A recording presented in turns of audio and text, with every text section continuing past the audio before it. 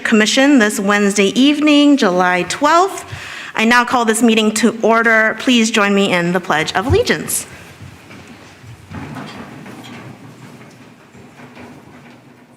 I pledge allegiance to the flag of the United States of America and to the republic for which it stands, one nation, under God, indivisible, with liberty and justice for all. All right, Madam Clerk, please call the roll. Commissioner Riddlemeyer? Here. Commissioner Robbins? Here. Vice Chair Narita? Here. Commissioner Michael? Here. And Commissioner Rowinski is absent and excused. Thank you.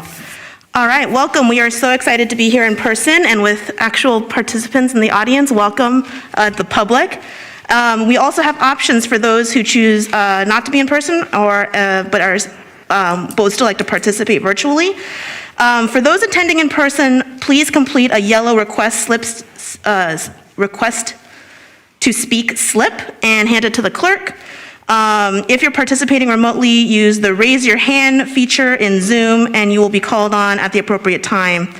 And if calling in by phone, please press *9 to raise your hand, and when called upon, press *6 to unmute. These are the options for public comment, and will remain available until I close the public comment period for each specific item. Okay, with that, the first thing on our agenda is Commissioner regular meeting minutes approval.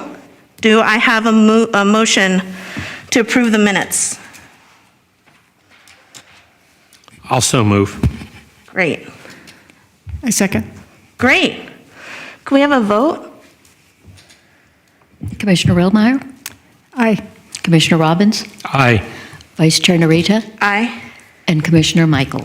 Even if I wasn't here, I could? Yeah. Okay, aye. Procedurally, you can. Yes, aye.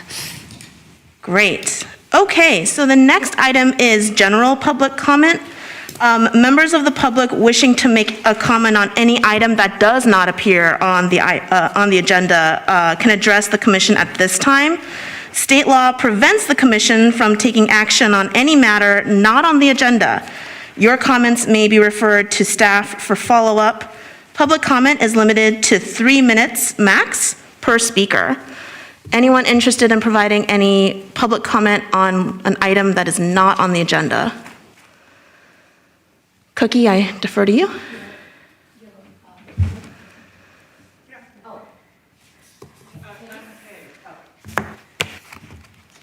Kay Funk? Hello, I'm Kay Funk. I live at 4000 South El Camino Real. I've been a San Mateo resident for a year and a half. Transparency and voter education drive political will. And here on the peninsula, we have a unique opportunity because there's probably more biotechnology degrees per capita than anywhere else in the world. Nevertheless, in the year and a half that I've been here, I found that specific information is fragmented and difficult to access and difficult to synthesize. There are multiple agencies involved, including this city's commission, the county government, Recology, Rethink Waste, South Bay Recycling, CalRecycle, and other players involved. They all have their own websites displaying different information.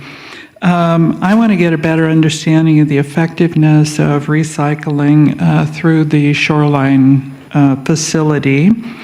And I'm pleased that it was very easy to schedule a visit there, but inexplicably, the last annual report they have posted on their website is 2020. So it seems that that should be updated. And the previous annual reports did provide some interesting and fairly detailed information on aftermarket prices and volume, but that's not there for the last 2 years. It's disappointing to read that there is zero U.S. market for recycling fiber from corrugated cardboard, and it's not clear to me where the compostable waste from San Mateo is processed or how it is transported, but it seems like it's pretty far away. I would ask this committee to work with partner agencies to make more information available. The agencies that are government or nonprofit are more transparent than the websites of private businesses, of course, but public requests for information and public contracts can be put in place for more disclosure. I do wonder if South Bay Recycling is out of compliance if their annual reports are 2 years overdue. Maybe they were excused because of the pandemic, but if so, they need to catch up. And maybe it's a matter that they're just paying insufficient attention to updating their website. So when agencies post information, the agencies themselves have a greater sense of accountability, and when the public reads the information, there's a greater understanding of effective investment in infrastructure for the future. So I would really like to ask you to get more information out there to the public, both on your own website and encouraging these partner agencies. Thank you. Thank you. Also, I'd like to give this over for archiving in your minutes, if that's allowed. Thank you. Thank you. Madam Clerk, do we have other non-item public comments?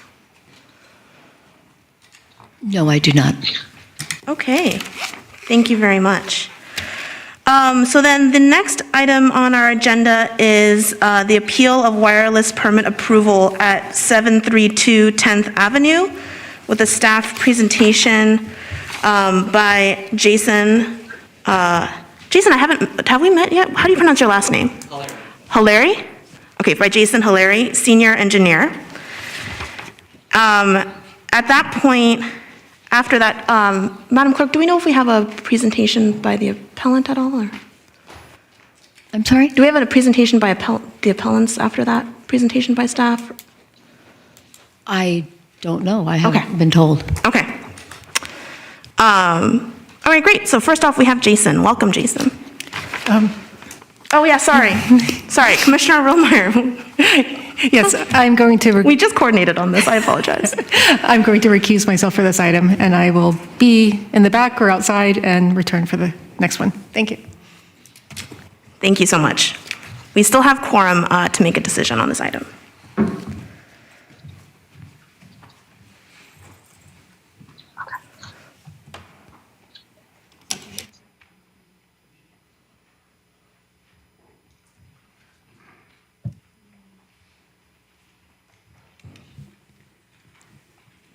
Good evening, Vice Chair and Commissioners. My name is Jason Hilaire, your Senior Engineer in the Public Works Department, and I will present to you the wireless permit appeal for the location at 732 10th Avenue.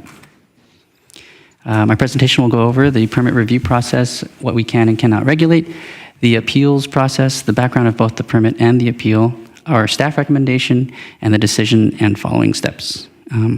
We have the applicant here to answer any questions. We have our engineer that oversaw the wireless permit, Ryan, available as well, and Ling online as needed.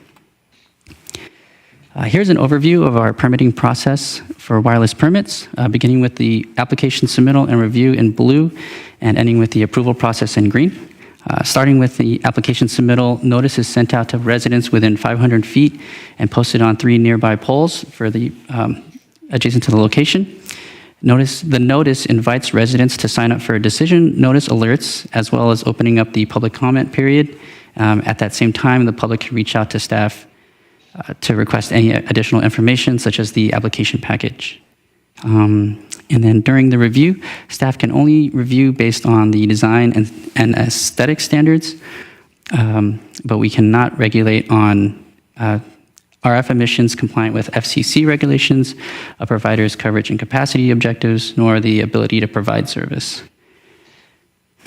If an application is deemed complete, it receives a conditional approval that is posted on our website, and an alert is sent out to our sign-up list. This then opens up the 5-day appeal window, and when appeals are received, a public hearing such as this is scheduled for the commission, which will issue a final determination at.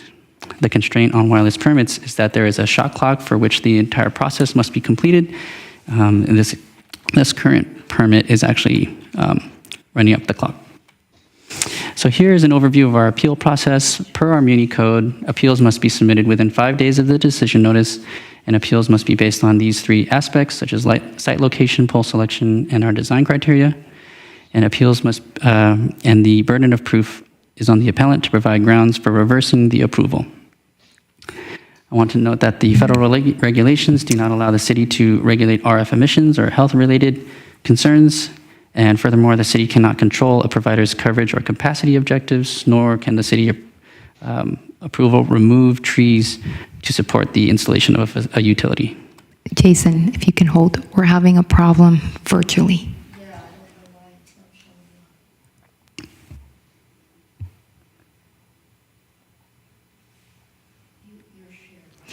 No, that's the issue.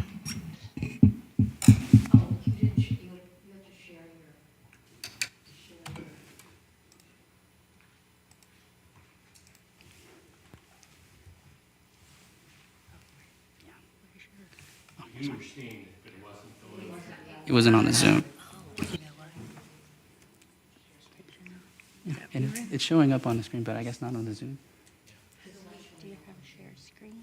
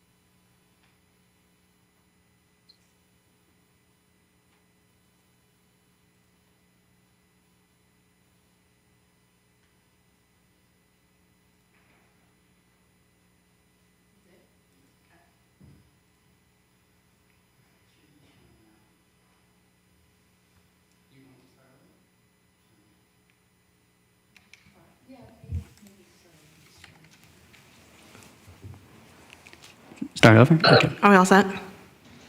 Yes, Okay. all set. Okay. Do you want me to start over since the online hadn't seen it? No, I don't think that you need to start completely over. Why don't you start from the beginning of your slides, Jason, and just click through them a little bit so the folks can see it if they're on Zoom, and then you can go ahead, because they had your voiceover the entire time, correct? I think so, yeah. Okay, let's do that. All right, here's our introduction. I go over the agenda where the processes, the permit background, and our staff recommendation. Here's the permit process itself. Here's the appeal process overview. And then I was jumping into the background of the wireless permit. So the subject permit is located in the frontage of 732 10th Avenue on an existing streetlight. The proposed location on your map is shown in blue, and the red dots all around it indicate poles within the 500-foot radius that were found not acceptable either due to PG&E requirements, coverage or capacity objectives, or things like existing trees.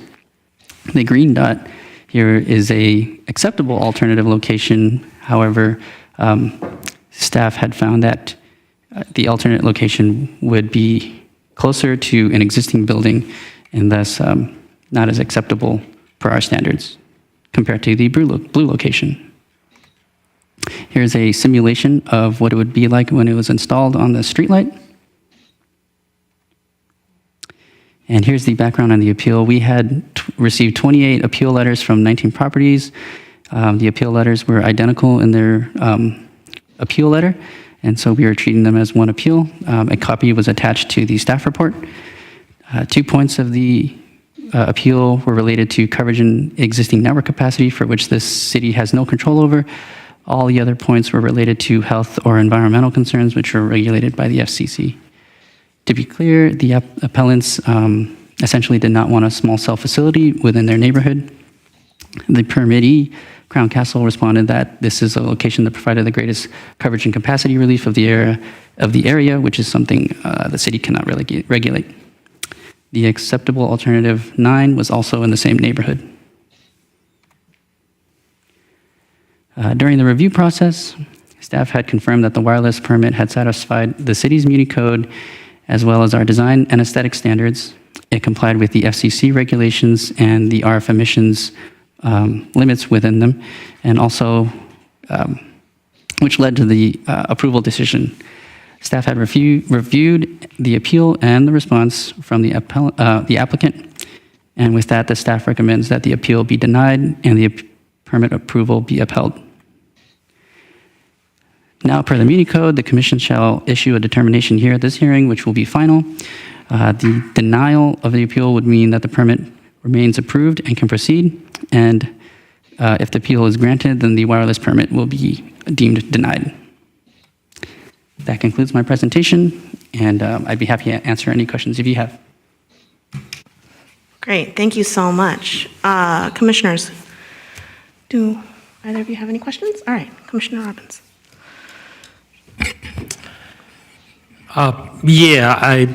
My questions really are for confirmation purposes, but I read through all the material. Is there any allegation that you're aware of non-compliance, either with the code, incomplete? Well, let's stick with non-compliance. I didn't see, and have you heard if there's any claim of non-compliance either with the municipal code or with the FCC rules and regulations? No, the permit did pass all of our checks for the design and aesthetic standards, and then it did pass the FCC regulations. They do submit an RF emissions report, which is also part of the package that we review. Okay, and was there any allegation or any facts to indicate that the application was not complete? No. Okay, those are my questions. Thank you. Great, thank you. Commissioner Michaels. Hi. So my ignorance of how these permits work will come through, but my question is, how common are these in residential areas? Like, is there a process for whoever's doing the permit to first do their best to select a non-residential area, or is that not even in their equations? Thank you for the question. Staff can't govern where an applicant would submit a location. We do have an order of preference based on zoning. However, staff cannot govern how a service provider delivers their coverage or capacity relief to an area. So it's up to them to propose a location, and we can't choose locations for them. Can you share your order of preference? Yes, I have it written somewhere.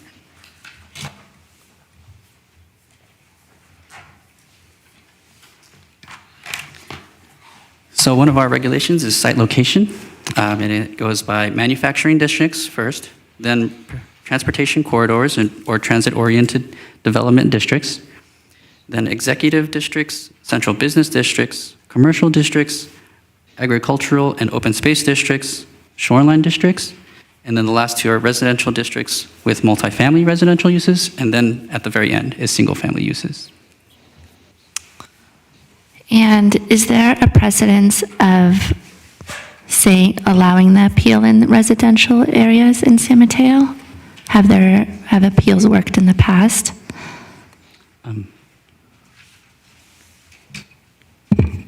We can go back and check, but in the last few years, we have not had an appeal. An appeal approved, or an appeal even come to us? We have had appeals, but an appeal approved, yeah. Okay. We can follow up with you, but in the last 3 years, we have not.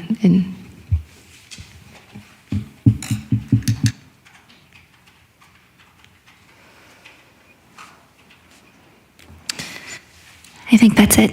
Okay, great. I have a few questions. Thank you so much, Jason, for the presentation. So the appellant stated no significant gap in coverage as one of the reasons for the appeal. However, the city is legally preempted, meaning we are, as a city, not allowed to make any sort of determinations on the technical aspects of coverage in terms of appeals. Is that correct? That's correct. Okay. The other thing I saw in the letters were concerns about reduction in property value around the vicinity of these pieces of infrastructure. Is that a issue that the city has jurisdictional, authority over? And if not, then who does? So there's nothing in our design standards for wireless or the Muni Code related to property value, but I'm not aware of anyone who does regulate that. So the FCC does not regulate the property value concern, and the city is silent. Basically, the regulations are silent on property value concerns. Correct, that is not a criteria that's part of the standards or consideration. Got it. So anything that is outside of an FCC, anything that is outside of what the FCC preempts cities from being able to consider are technically then within potential consideration of in the permitting process So the from a only thing- legal perspective. So the only thing we can govern the wireless application on is the Muni Code and our design standards. He's answered. Okay. And the design standards, like you said, are silent on the issue of property values. They do not have that as a They criteria. do not have that as a criteria. Okay. And then question on the burden of proof. So could you go a little bit more into the burden of proof that appellant has to provide in order to have a potentially successful appeal? Yes, so per the Muni Code, it spells out that the appellant has to basically provide reasons and explanation why they believe that the approval of, or the conditional approval of the wireless permit should be overturned. So they should provide either factual information or something that basically says that our design standards were not actually passed. Okay. And then this is informational only because I completely understand that RF emissions are outside of the scope of city approval, but we are also an educational opportunity for the public, and we have people here, which is very exciting. And so I wanted to take this opportunity to better understand the RF emissions piece. In the packet, from pages 153 to 161, in the attachments to this item, that's where the RF emissions study was located. And within that study, it said that the RF emissions were 1% of the safe limits. So in that study, 100% was like deemed the maximal safe value, right? And then this study said that this specific site was at 1% of that maximally safe value. Is that right, Jason? I may ask Ryan to help me answer that Great. technical question. Ryan, if you're available, or I could ask the applicant to help provide that technical background. Yeah, I would say that as a correct assessment that the 100% level is the maximum level for the general population. And we're at 1% with this study at the ground level. 1% at ground level, that is correct. And then oh, sorry, who am I talking to? Is this Ryan or is this someone from Crown? Hi, I'm Ryan Brunmeyer. I'm assistant engineer with the Department of Public Works. Great, thank you so much, Ryan, for your time. In addition to that, I did notice that the antenna level is a different story. And so the antenna level was at 300% of the maximally safe value. And then it talked about in the study, if you're around this area, you have to wear like protective equipment. So just so that we understand, is that 300% level on the antenna level, that's not regulated by the FCC? It's only ground level that's regulated by the FCC? It's all regulated by the FCC, but Okay, what the report is showing is that, that elevation view that shows the blue bubble around the antenna, Yeah. that's the small limited area that exceeds the level that the general population can be exposed to. But people who work or maintain those facilities are able to be in those areas, but they do have to have special training and limit their exposure, but just within that blue bubble up at the antenna level. Okay, and you'll excuse my ignorance on the technical aspects of RF emissions, but do RF emissions ever like trickle down? Like I'm thinking like soot, like soot like trickles down into the air and falls to the ground. Does RF emissions ever do that? Or do they stay at the altitude of, for instance, the antenna? So they radiate out in all directions from the antenna, but that specific diagram that's shown is just showing like an elevation view of the specific limit that exceeds the level that's safe for the general population. Thank you. So that's page 159 in the RF emissions report, is basically demonstrating that the RF emissions trickle out, but they don't, emit out, but they don't trickle down to the ground and add to, the RF emissions testing that happens on the ground. Is that right, Ryan? The RF emissions are evaluated at ground level, but they are safe levels that meet FCC regulations. I understand that. My question is on a technical level, RF emissions only trickle out, correct? They do not ever then fall down to the ground. I'm not sure that that's the proper terminology, but I would likely defer to the applicant who could probably give you a much better technical description of what is being shown in that document.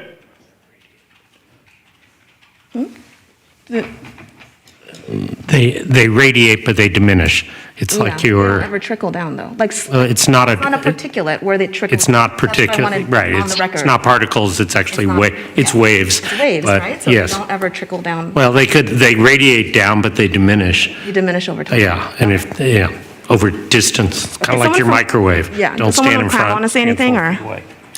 I'm just trying to get this super clear so that the public understands where we're coming from.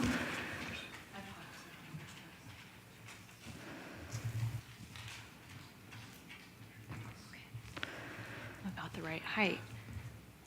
Hi, my name is Taylor Blanford. I am a consultant contracted by Crown Castle. I work for Kimley Horn. I'm here on their behalf tonight. Our Crown representative is here with me. That's Michael Cintron.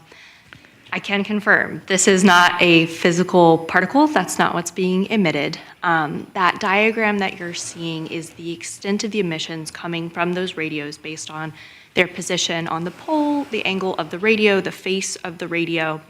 And that diagram is intended to show all areas within which the radiation is at that color-coded value, right? So there is, apologies, I've got my cheat sheet open. So that 0 to 5% range, that is that white space. It is not negative space. It is coded white as 0 to 5. And then that green space is that 5 to 100, and that blue space is that 100 to 500 or something like that, right? Exactly, 100 to 500. And so,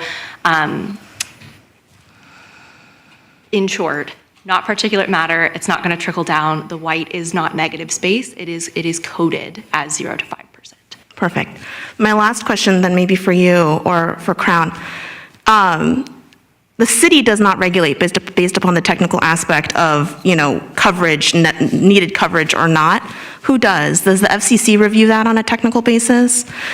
Who is in charge of double checking that in fact, all of these facilities are in fact needed for coverage purposes? Yes, so that is something that the FCC regulates.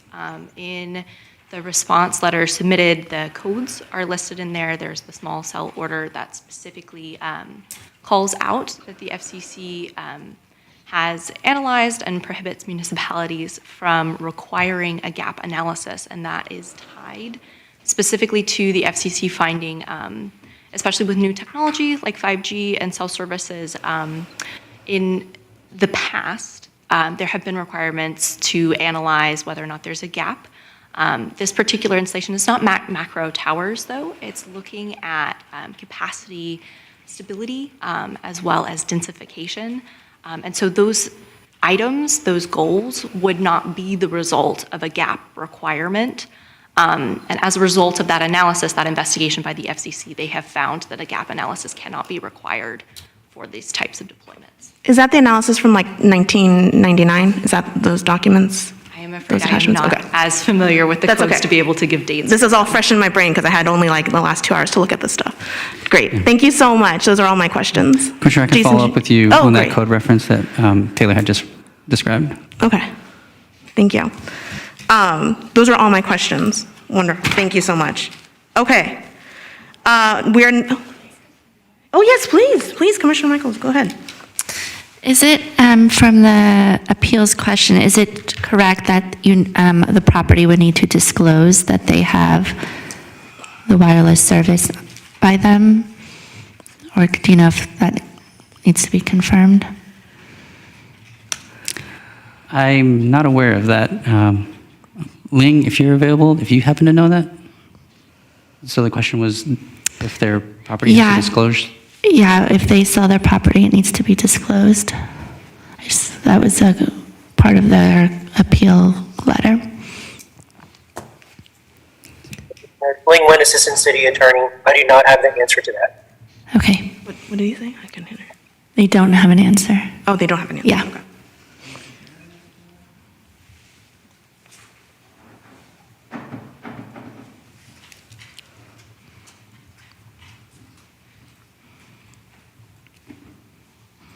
Apologies for schlepping the laptop back and forth.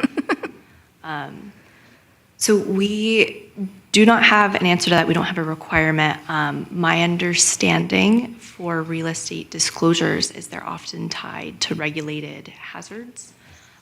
Where this RF compliance report has been found in compliance with FCC regulations is within the acceptable population limit. There is no indication that this would be a hazard that would have to be reported, but I cannot confirm that. I yield to the city's insight, especially the city attorney's insight.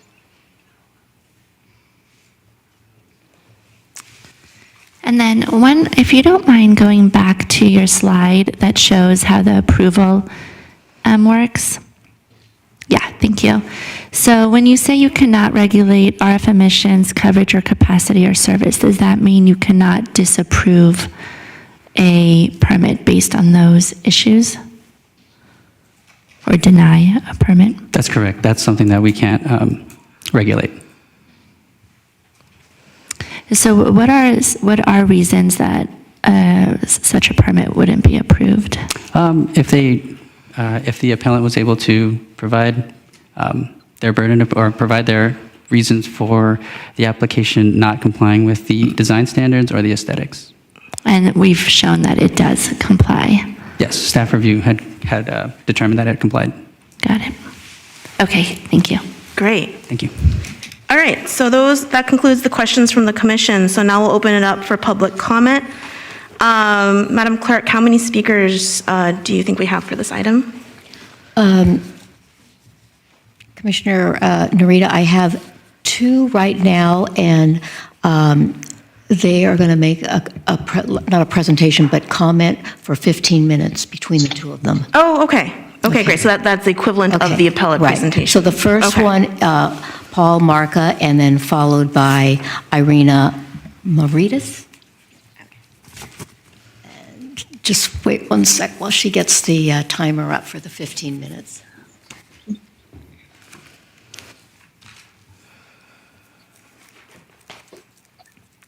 Standing by, testing 1, 2, 3. You sound great. Thank you all for listening.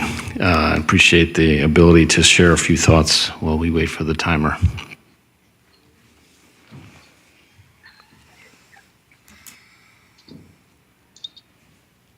Okay.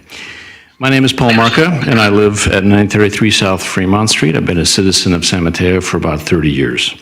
I'm here this evening to voice concern about the proposed installation of small cell devices at 732 10th Avenue, about 250 feet away from my house. In speaking with a number of neighbors who are represented here tonight, the proposed installation, we have common concerns, and there are 4 of them. The first is the process by which the city has implemented this plan. The second is the design itself, not so much the design implementation here today, but rather the exploration of alternatives like macro cells. The third area is around property values, and unless San Mateo plans to refund taxes that I pay for my house, I'm a little concerned about the proposed property value diminishment. And then finally, concerns about potential health impacts. I want to hearken and remind people about the story of asbestos, that miracle product that actually turned out to be incredibly harmful over time. So first, as a point of reference, I actually worked at Stanford University for 32 years, and I was responsible for negotiating with Clearwire and then Sprint, the repurposing of the education broadcast system, EBS signals. That's a 2.5 gigahertz signal. We had 6 channels. There was coverage across Stanford, Menlo Park, Palo Alto, and we were able to use macrocell technology to provide LTE and also now 5G service in that service area. So I have a little bit of understanding of the technology and what's possible. Unlike that technology, which does not require, as this implementation does, installations every 500 to 2,000 feet, which is the span, and it is also line of sight, which means you have to have clarity of vision. As stewards of San Mateo, the city of San Mateo, understand that the council, you're trying to do the right thing. You provide strength and reliability of cell signal service across the city. The problem is the process was not transparent to those of us. We had 5 days to respond. We were unaware that the laws, the city ordinance had been changed to accommodate what amounts to small cells on street poles, street light poles. And so you've changed this process without our understanding and knowledge, and we got a notice which I actually threw in the trash until one of my neighbors said, "Did you see that notice?" It was not very clear and conveyed very effectively. On the design, I have a number of points that I'd like to make. First, the density that is required of the line of sight cells is de facto not optimized for the proposed coverage. As has already been mentioned, the proposal states that in order of preference, residential areas are number 9 on the list. And yet it seems to me that the mapping shares most of the 40 notices are around those residential areas. There's a build out on 7th Street right now, as I notice. The city, the question I have for you all is was a report generated about the coverage? When I was in the television business, we'd have microwave signals and we would watch and follow those signals and test them. I'm not sure that a report has been generated to determine what the coverage is today and what 5G gaps. And when we had the Sprint Clearwire contract, we obligated them to provide us reports in the contract that we designed. So design of macro cells, it would be potentially a preferential approach, one that I'm not sure has been sorted out. Crown Castle has $50 billion in market cap as a publicly listed company. You need to hold them more accountable for providing the city information that will allow and afford you and the citizens to make the right choices. In my experience, when you have line-of-sight technology, you have to test it. And I'm not sure, remember the guy who did the Verizon commercials? Can you hear me now? That's exactly what you need to do in order to provide the level of density required. I'm not sure that Crown Castle has provided that to the city, and that's something that's relatively easy to do with temporary installations. In addition, the proposed plan on 10th Street is within 200 feet of the Sunnybray School. One of the design principles that I think was in my quick reading of the information over the last 6 days is not desirable. And another important point that I would make is that the San Mateo City design guidelines, which updated in August of 2021, again, seemingly to accommodate the Crown Castle implementation, single-family residences locations are number 9. Why aren't you looking at other alternative technologies that could use the railroad and the freeway in that particular area and adapt new and improved technologies to deliver a better signal? So my problem is not with the design of the implementation on this case. My problem is with the strategy that's been implemented. You've not looked in its entirety in the way you should have. On property values, 3 main points that I would make. Adding small cell units on the street poles will not only add an eyesore, decreasing property values, but once installed, it'll have to be upgraded. And my concern is the slippery slope, what happens. You build something out, and then the technology grows and the footprint with it. The final point is this is unproven and untested technology, and the perceived health risks, it may or may not happen today, but the perception will cause somebody to think twice. In addition, these poles will have an announcement which says, danger, danger, don't come too near. It's required, and it's in the design documents provided by Crown Castle. And if someone's making a $2 million decision to move into a neighborhood, do you think they're going to look at that sign and think twice? I believe that's the case. I finally end with the birds and the bees, or rather specifically the bees. There are tons of studies that indicate that 4 and 5G cell distribution has a negative impact on the health and reproductive ability of the bees. And we don't know what this new technology will incur over time. Yes, FCC has deemed it technologically safe, but the technology is too new to have done longitudinal studies to demonstrate whether it will be safe for us. To conclude, I would just say that this has been a flawed process from the start, seemingly ready, shoot, aim, based on Crown Castle's design and implementation rather than looking at viable alternatives. The concern, a big concern of mine and my neighbors, is around property value degradation. And I think, finally, there is a perceived issue with regard to poor design, flawed process. Finally, I would say this. My recommendation, our thought, is to go back to the drawing board and actually look much more broadly at what's happened. Unfortunately, it's mid-process. It's the wrong time to do it, but it is, in fact, the best time to do it. Thank you. I will cede the rest of my time to Irina Mavridas. Thank you. Hi, thank you so much for taking the time to listen to us today, to our concerns. So my name is Irina Mavridas. I am a registered nurse. I've been a nurse for 13 years, worked at Stanford, currently work in San Francisco. Not against technology. We rely on technology, of course. to save lives. But first, I'd like to open by reading an excerpt from the Crown Castle Annual Report from 2020 to the Securities and Exchange Commission in Washington, D.C.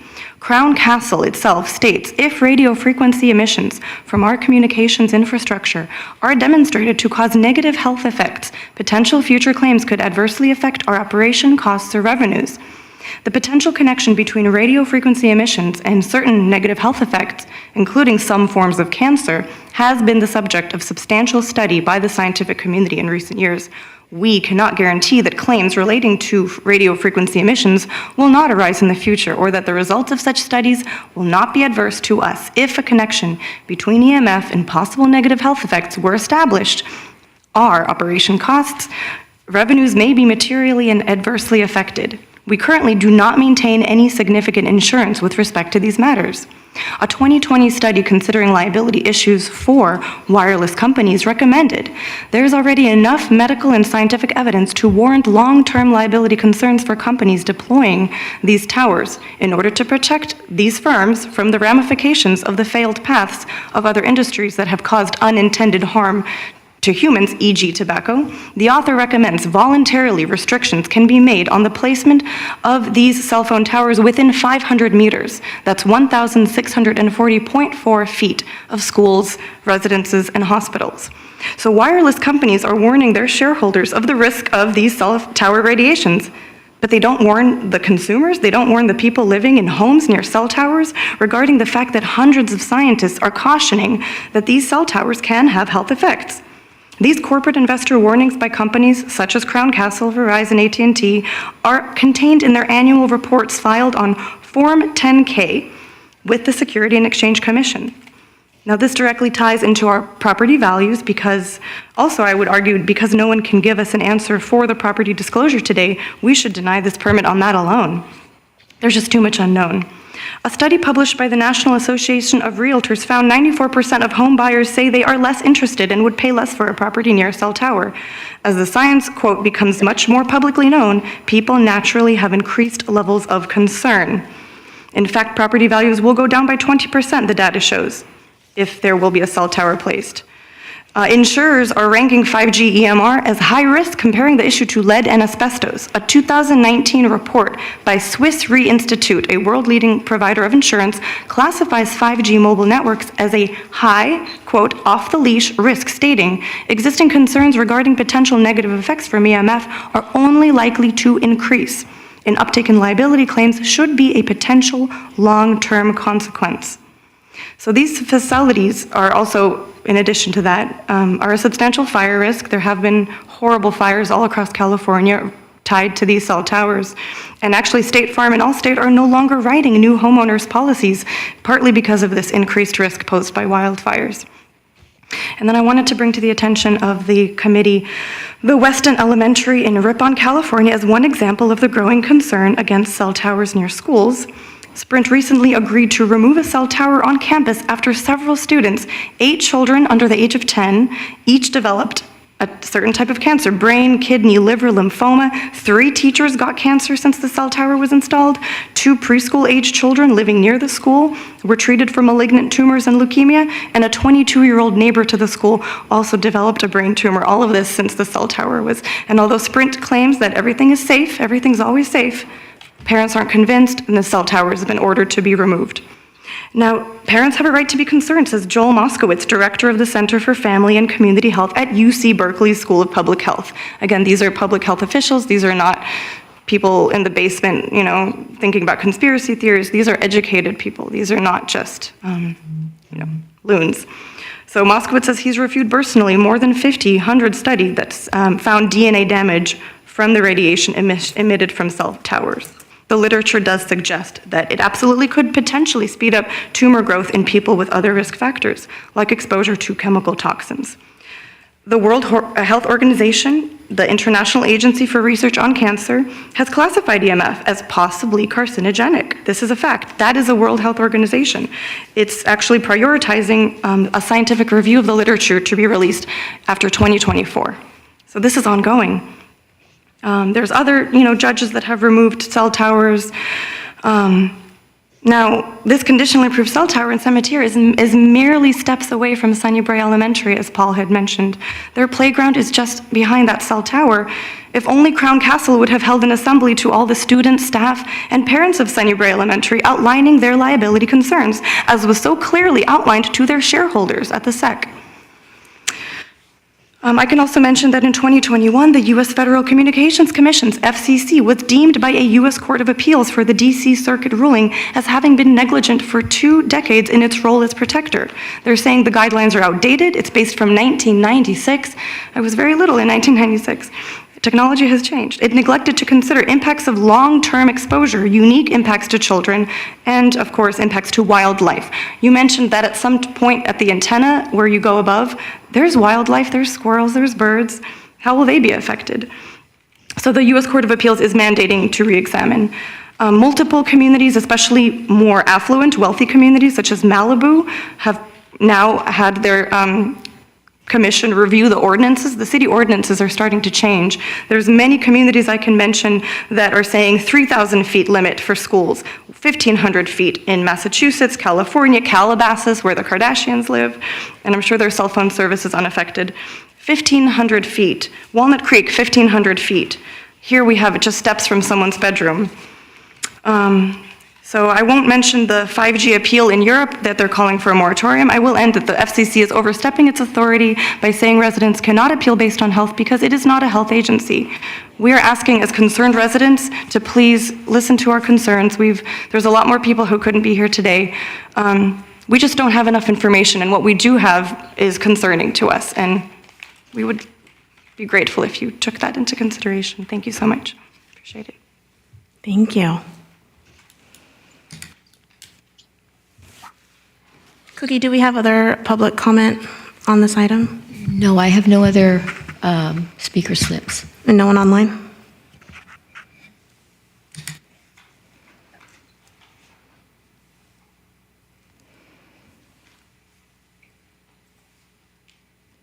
And no one online? Sorry, just wanted to confirm.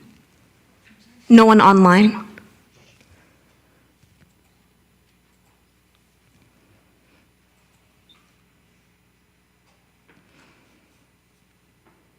No, nobody has their hand Okay, raised. great.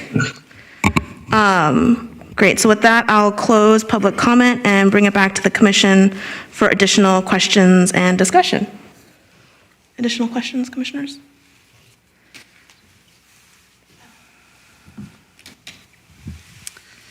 Sure, if this is so much a question, but I guess my biggest concern is trying to understand, how is this a bigger issue in San Mateo, or is this an isolated situation? Because based on public comments, is this something we need to take a more careful look at and think about what we want for our city? Because I don't feel that I have enough of the background information to know what's happened in the city beforehand regarding these permits and what we expect to come, because if every time one of these cell towers is considered in a residential area, will it create the same sort of issues and comments in an appeal process? So I feel I need a little bit more on that historic background and also what we, I guess, predict around this issue.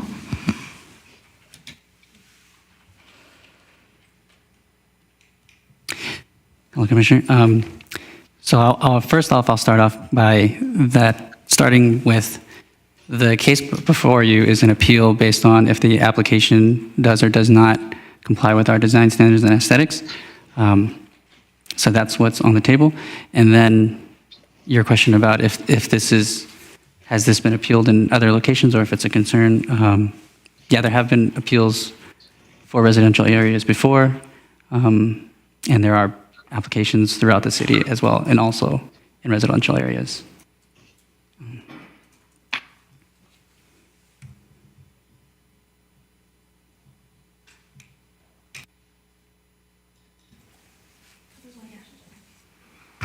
Yeah, unfortunately, or fortunately, I'm not sure, I can give a little more of the history as well. I'm a veteran of I was on this commission, actually its predecessor, we called it Public Works back in the day, during the rulemaking process when the municipal code was changed to put these provisions in. Ultimately, it was council that made those changes, but this commission at that time worked with staff, and it was Director Mitch's predecessor, Brad Underwood, and we actually, the commission at that time, really put in a lot of effort, and unfortunately, we ran into what I think today's chair, the vice chair, what Kimmy is correctly called preemption. I will say that the industry did a remarkable job, and I at one point was a lobbyist, but never for that industry. But they did an incredible job of getting the federal government to put in place preemptive principles. And the city is severely restricted as to what it could do. We spent a lot of time trying to work within the narrow spaces that we had. Even though I know, you also have to bear in mind there's the timing issue, the shot clock. It kills us. We were able, I'll take a tiny bit of credit for getting the notice concept put in. That isn't in every city's code. I know it's woefully inadequate, but it's something. And of course the aesthetics and the design process. And I'm comfortable that staff looks at these things pretty rigorously. But it's just very difficult. There are just very few areas where the city staff and up through the commission can regulate. Our authority is just that constricted. I am very sympathetic to the concerns of residents. We had a lot come back how many years ago when this was all put in place. We called expert testimony on things like the emissions, even though we knew we were somewhat limited, but we tried to get some public input on that. But the bottom line is the city's hands are largely tied, other than in the area of aesthetics. And, we've got what was in the materials, the 4 areas that the authority of this commission is really limited to. This is the reason I asked those questions early on. Have there been complaints of non-compliance? And you go down the list, and I haven't heard them. That doesn't mean I'm not sympathetic personally to all the other concerns raised. I will note, and I don't mean to be flip at this, but my neighbors in San Mateo Park have been we're up in arms over this back in the day. And my suggestion at the time, since I walk our dog 3 times a day, is when you walk around, I hate to say it, look up. You'd be amazed at what's already up there. And that's just, modern life. If you want to spend to have everything buried, it wouldn't work for this technology. But that's hugely expensive to have even power lines and transformers buried. But the bottom line again is that our authority as a commission is very narrow, and I haven't seen an allegation or with evidence that would move the ball, the presumption of non-compliance, and it pains me somewhat because I am sympathetic, but it is the reality that I think we have to live with as a city. I would suggest. Everybody can find Congressman Mullen's number, and Kevin will hate me for saying it, but, it is something that needs to be dealt with at the federal level. It isn't going to work at the city, and it isn't going to work at the state either. That's my comments and discussion. Thank you. I appreciate the efficiency. And thank you, Jason. I'm sorry, staff.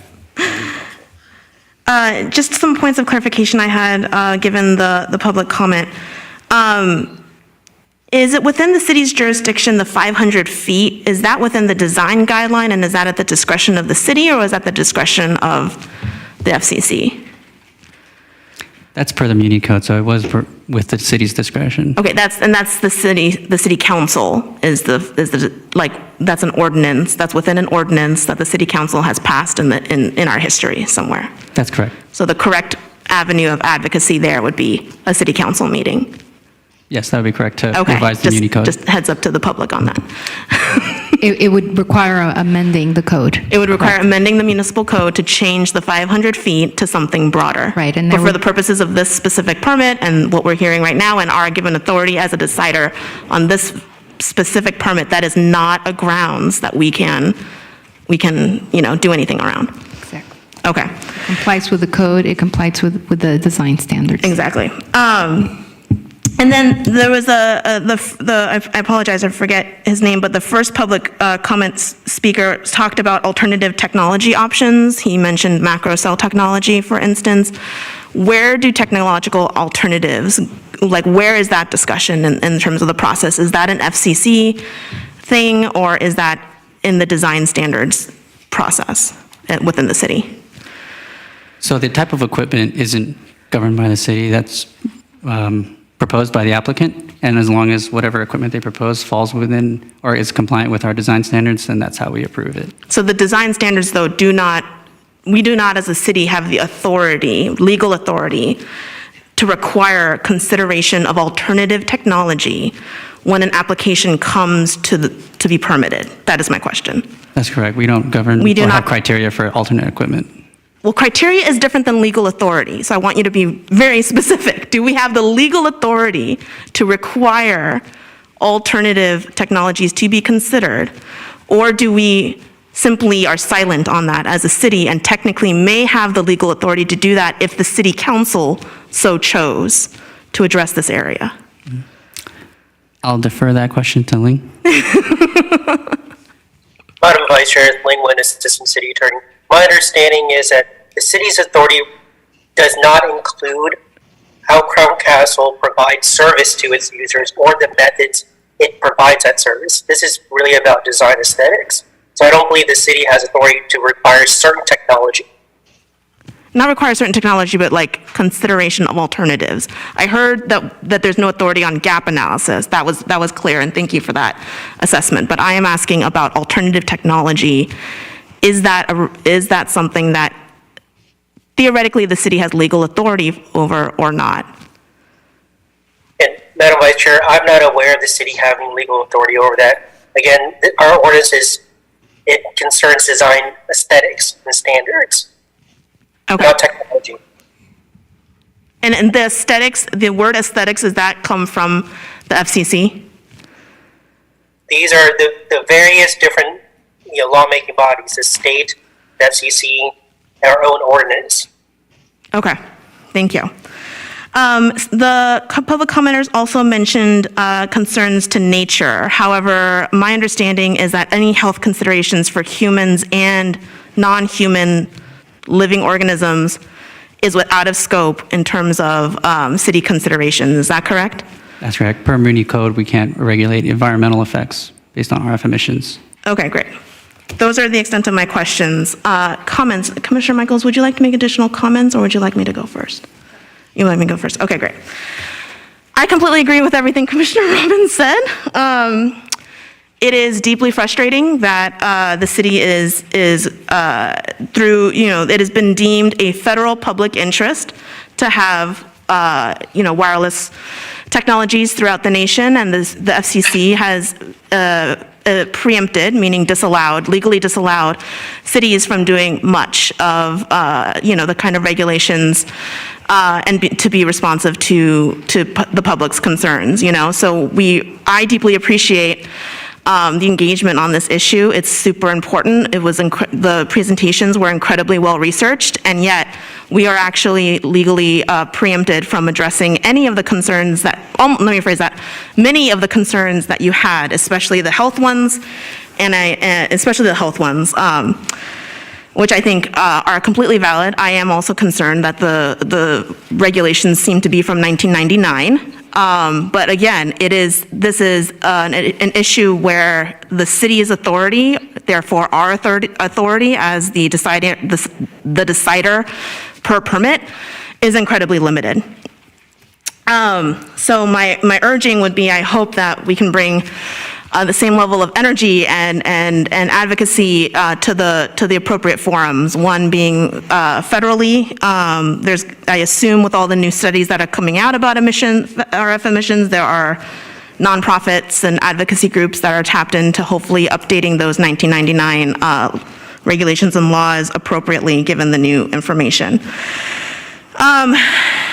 And then in terms of the San Mateo design guidelines, again, this permit specifically is within compliance with those guidelines. I think that there is a broader question to be asked about, when do those design guidelines from the city of San Mateo get updated? Oh, is that in the ordinance? Do design guidelines get updated every so often, or is that a static document right now? Because it's from 2021, right? I'm not aware of a recurring update unless you are, Ling. My understanding, it's as is until there's a code amendment. Okay, so then the correct avenue of advocacy at that point, given the fact that it would require a municipal code amendment, is the city council. Of course, maybe this commission would be, involved in a potential code amendment, and then the process to do that is usually the city council has every year strategy meetings to plan out the calendar for the next year of work. And so during, urging the public to share with the city council members, your elected officials, your concerns, and urging them, if this is of priority to the communities, to have this become part of the agenda for one of the years.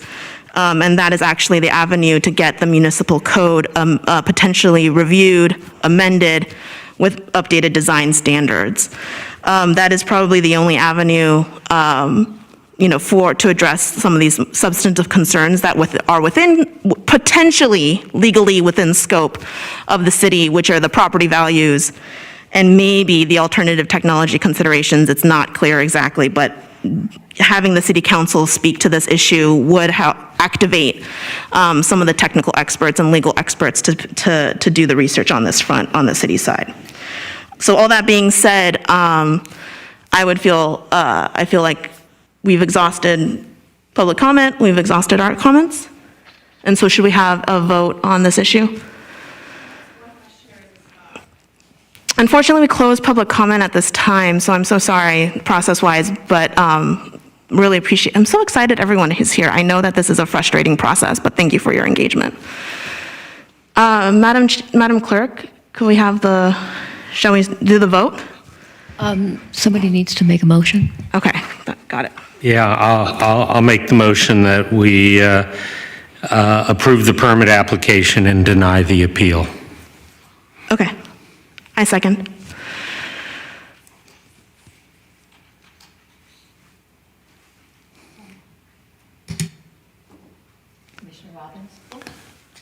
Commissioner Robbins? Aye. Commissioner Narita? Aye. Commissioner Michael? Motion passes 3-0. Okay, thank you again for your engagement on this issue. I hope the reasons that and the constraints of the commission are clear. Please come back again and engage with this commission in the future. We love having people present for our meetings. It's so meaningful. Along those lines, let's move on to the next item on our agenda, new business. This is the Citywide Transportation Demand Management Ordinance update with Sue Ellen Atkinson, Principal Transportation Planner. Welcome, Sue Ellen. Oh, and thank you, Commissioner Riddlemeyer, for joining us again.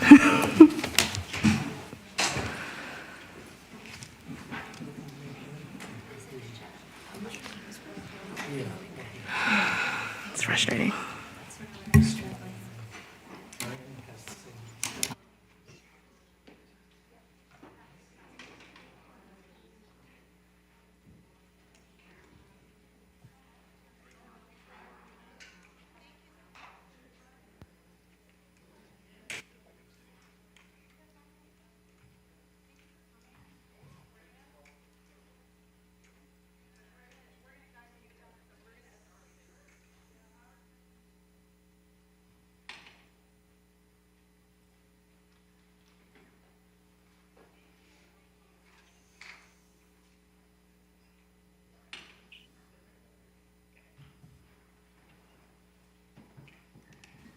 All right. Good evening, Vice Chair Narita and Commissioners. Thanks for having us. Sue Ellen Atkinson, I'm the city's principal transportation planner with the Public Works Department. I'm here tonight to present with our project team on the San Mateo Transportation Demand Management Ordinance. I have with me Matt Goyne from Fair and Piers, who is representing our consultant team. And we also have Molly Riddle from Fair and Piers available on Zoom tonight as well. So tonight we'll be giving you a high-level overview of the Transportation Demand Management Ordinance effort. And this is really an effort to, or an opportunity for us to inform and introduce this project to you. We will return to the Commission later on in this project with draft materials, et cetera.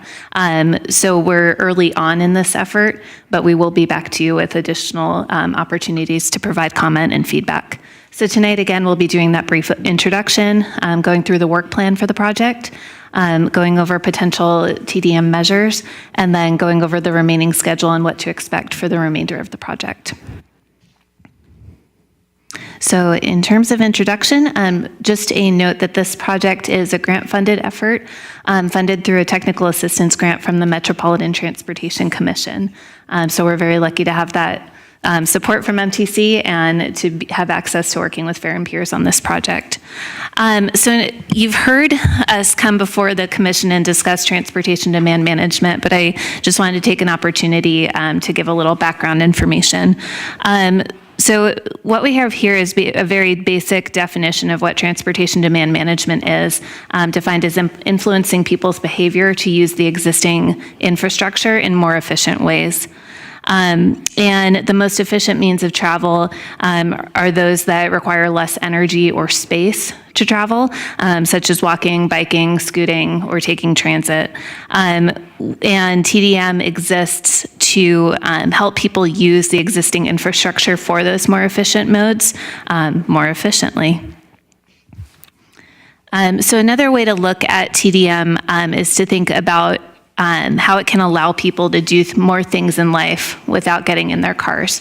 Driving is and will always be one mode of transportation, but if we can influence people to use other modes of transportation for some of their activities, then again, we can use our infrastructure more efficiently. So for example, approaches for TDM include offering improved mobility options, incentives, again, to encourage the use of other modes, disincentives to driving one's vehicle alone, and also teaching and training. That all results ideally in less driving, and the reason that we're looking to have less solo vehicle driving is to result in reduced congestion, reduced greenhouse gas emissions, both in support of the city's climate action goals and the state and federal and world climate action goals. It'll result in multimodal safety enhancements for those modes and also in more efficient land uses by grouping together housing, business, commercial, retail, et cetera, near transit. So just a few options here in terms of the typical transportation demand management options that we are more familiar with, and Matt will be going into this more in detail later in the presentation. So these are all really classic TDM options, like public transit, ride share, car share, encouraging walking and biking, encouraging different uses for land use. As I mentioned, Matt will be going into more detail on other measures, including parking and pricing, land use and density, and supportive on-site amenities that can be considered. So for this project, what we're really looking at doing is expanding our current TDM requirements to be citywide. Most of you are familiar when we come annually with the Rail Corridor Transportation Management Association annual report. That is going through the effectiveness of the TDM programs in that rail corridor transit-oriented development area. That's the only area where we currently have prescriptive trip reduction goals in the city. So what we're looking to do in this project is to expand and have a comprehensive approach to transportation demand management throughout the city by recommending trip reduction goals in various areas. So the goals for this project is to develop a TDM ordinance to mitigate development transportation impacts and to establish those vehicle trip reduction goals throughout the city. This will support citywide goals, including the general plan and including our other active transportation plans to encourage walking, biking, and transit use. And then another goal is to really ensure that this ordinance is tailored to San Mateo and our unique context, and it's compliant with regional policies that we'll go into in a moment. So just for that really local context, again, the Rail Corridor Transit-Oriented Development, or TOD plan, most of you are familiar with. That's the only area where we do have those required trip reduction goals for the city currently.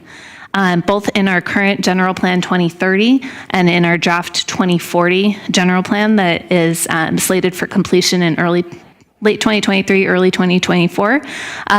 Those documents both provide a vision for the city that emphasizes TDM throughout the city, and even more so in that draft 2040 General Plan.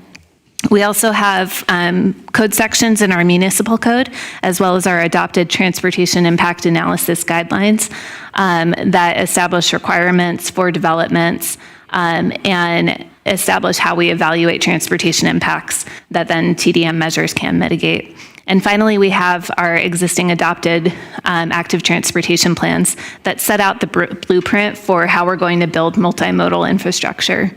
And TDM measures really build on and emphasize the use of that multimodal infrastructure.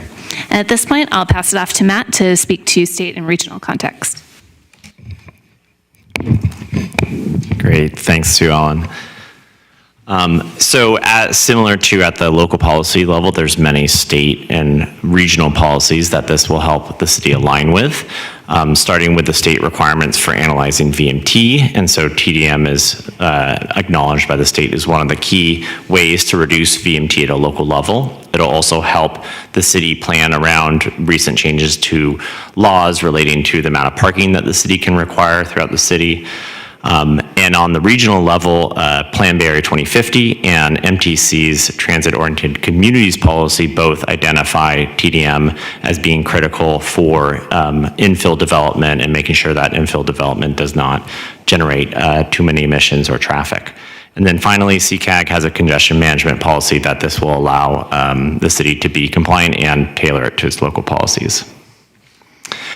This map shows areas within San Mateo that have been identified by MTC for priority growth within the region. And these priority growth areas, both the priority development areas and the transit-oriented community locations, are both areas that MTC basically needs growth to occur for the region to achieve its both land use change goals and climate goals as well. And so as a part of that, as a TOC, part of the TOC policy requires that cities implement TDM for development within these areas.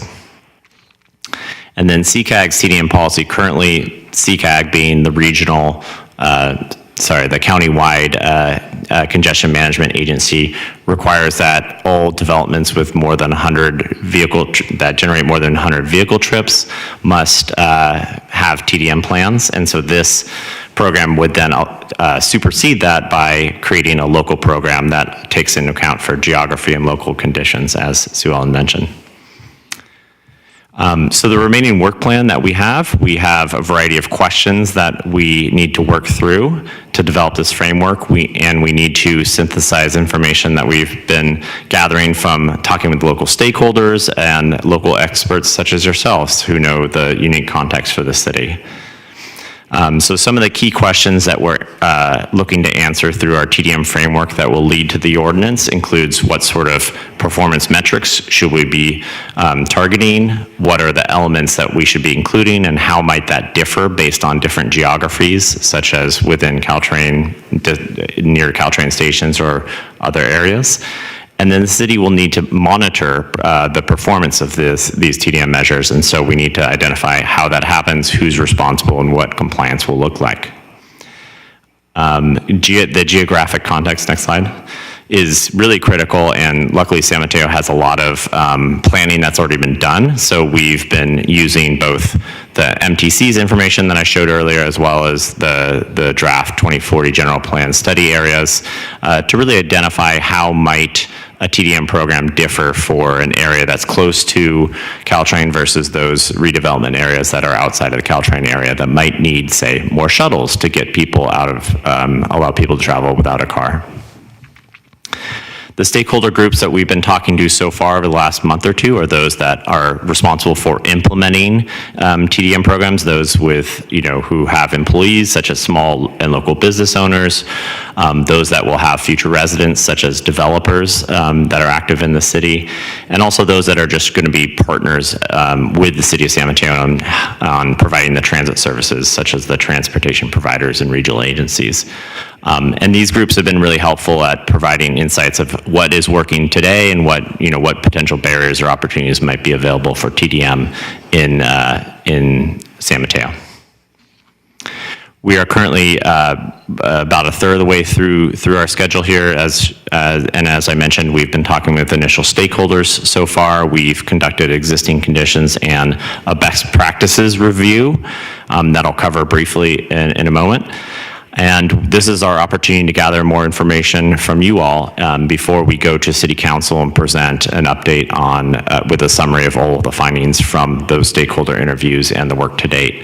And then we'll be developing some draft TDM ordinance, the draft TDM ordinance and program guidelines, and coming back to you all and the stakeholders for review before final adoption by City Council next summer. I'm going to just briefly cover some of the TDM measures now in a little bit more detail, but happy to circle back on these in the discussion. First, to prepare our list of TDM measures, we reviewed best practices both from around the Bay Area as well as national best practices. We wanted to understand what are some of the innovative practices, but also what are programs that work well. And our partners at Nelson Nygaard were great at helping us with this, and that's within your packet if you want more details on that. Some of the measures, next slide, that we are including are marketing elements. We want residents and employees to know about the options that are available to travel by other modes than just single occupancy vehicles. And so this is a requirement really for a property manager or an employer to implement. Transit passes and subsidies are really important for helping people just reduce the cost of transit. And there's a lot of exciting programs in place that are being tested out right now that, such as the Clipper Bay Pass pilot program that are actually being implemented at a few local affordable housing projects here in San Mateo that could be a good example of what could be included here. Shuttles and transit are, of course, a critical part to any TDM program, making sure that last mile shuttles are available for development that occurs outside of Caltrain stations, for example. And there's also the opportunity for on-site design to just enhance transit access by providing better transit shuttles for the people living or working at a development site or just even the community nearby. Similarly, pedestrian bicycle features are really critical both on-site, whether it's convenient and accessible bicycle parking for regular bikes as well as e-bikes, and also the frontage design and considering how development projects should implement infrastructure as envisioned through the city's development standards, bicycle and pedestrian master plans, or the future complete streets plan. Shared mobility options are just helpful supplements to help people not drive as much or own vehicles at lesser rates because they have either access to car share, bike share, scooter share, or mobility wallets that sometimes can include Uber and Lyft subsidies as well to replace some of those trips. Ride-sharing carpooling is critical for employers mostly, and this allows people to just make their commutes a little bit not so bad by commuting with someone else. And so this will be an important program. There's a variety of tech-assisted approaches that could be incorporated, just making it easy for people to know what options are available.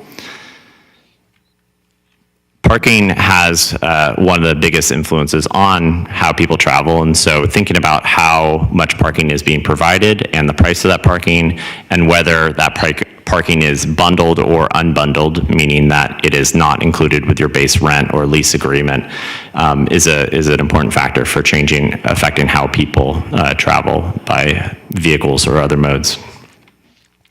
Electric vehicles, while they don't reduce VMT, vehicle miles traveled, are a critical part of achieving the city's sustainability goals, and so this is something that could be incorporated as well. And finally, it's important to recognize that the land use location, density, and diversity of land uses in an area is one of the biggest factors for influencing how people travel and how many people are going to be driving for their trips. And so considering this, as I mentioned earlier, just based on the different geographic scales and the types of features that are required for different types of projects is important. And with that, I'll hand it back to Sue Ellen. Thanks, Matt. So I'll be going over the remaining schedule and what to expect in the coming months. So as Matt mentioned, we've completed the existing conditions review and the best practices evaluation, and just wrapped up the first round of stakeholder outreach, including presenting to the Planning Commission the same exact material last night. So from now through the end of fall, we'll be narrowing that list of TDM measures that Matt just went through, and evaluating the effectiveness of those potential measures. We'll be developing potential compliance and monitoring requirements for consideration as part of the draft ordinance, and developing that policy framework with what the really key critical questions are that we need policy input on in order to develop the draft ordinance. So in fall, later in fall, we'll be presenting to City Council with this introductory information, as well as a progress review and that draft framework, and getting feedback on the framework from Council at that point. Throughout the winter, we'll then take that policy direction from City Council on the TDM policy framework and develop the draft TDM ordinance and program guidelines. And as part of that effort, we'll be basically ground truthing the ordinance by testing it on projects within the city that have been recently completed to determine if the TDM ordinance had been in place at the time the projects were approved, what modifications would there be to those TDM plans and the trip reduction goals, just to basically do scenario testing of the draft ordinance. And then winter and spring, we'll be back to both commissions and City Council to review the TDM ordinance and the program guidelines, and have final adoption of the ordinance at City Council. And then going into summer, begin implementation. As mentioned, we were here last night presenting the same information to Planning Commission, so I just wanted to share high level some of their feedback with you. First, identify metrics for assessing success. So as part of the policy framework, identifying what the metric will be to define how the TDM measures are being implemented and what their efficacy is. So for example, are we looking to reduce have trip reduction goals? Are we looking to reduce greenhouse gas emissions, et cetera? And then aligning TDM measures with metrics. So you might recall that as part of the TDM measures that Matt just went through, for example, electric vehicles were included. Electric vehicles are still vehicles on the roadway. They don't reduce VMT. So if we are looking at a metric of reducing VMT or reducing trip reduction goals just across the board, perhaps measures that align with EV usage would not apply. But if we're looking at GHG emission reduction as a goal, then electric vehicles would remain as a measure. So that was one example that was brought up by Planning Commission. They highlighted the need for qualitative monitoring as part of the ordinance, and really focused on safety in the built environment and including the build out of bicycle and pedestrian infrastructure as a TDM measure in the final ordinance, in order to incentivize people to use safe infrastructure. There was concern that we would not be able to have TDM measures and incentivize the use of the bike and pedestrian network if it's not safe and complete. And then finally, there were several commissioners that wanted the project team to consider the East Palo Alto case study example for applying to the ordinance to existing businesses. So this just about wraps up our presentation. So we do have some questions for the commission. First off, do you have any general questions for us? Secondly, and this is one question that we asked of all of our stakeholder focus groups, so we're trying to get some additional feedback from you all with your experience. What unique opportunities or challenges within San Mateo should be considered to influence the development of the TDM program? And then finally, in your experience, are there any creative TDM measures that you would like to be considered as we move forward with developing the policy framework? And with that, that concludes the staff presentation. So you have my contact information. Also, Rendell Bustos in our planning department is a part of our project team. I'm available for questions, and we have Matt and, again, Molly Riddle from Fair and Peers available as well. Thank you for your time. Great. Thank you so much. All right, we'll take questions from the commission. Who would like to begin? I don't want to put anyone on the spot. Okay, great. Thank you, Commissioner Michaels. Thank you for introducing this program to us. It sounds super exciting, and I love that you're looking at these other best practices from cities and getting case studies. I may want another turn later, but just off the top of my head, things that I would like to see are examples of developments that have used TDMs. I think that's always really helpful to see what it actually looks like, both in the results, but also what is implemented in those buildings.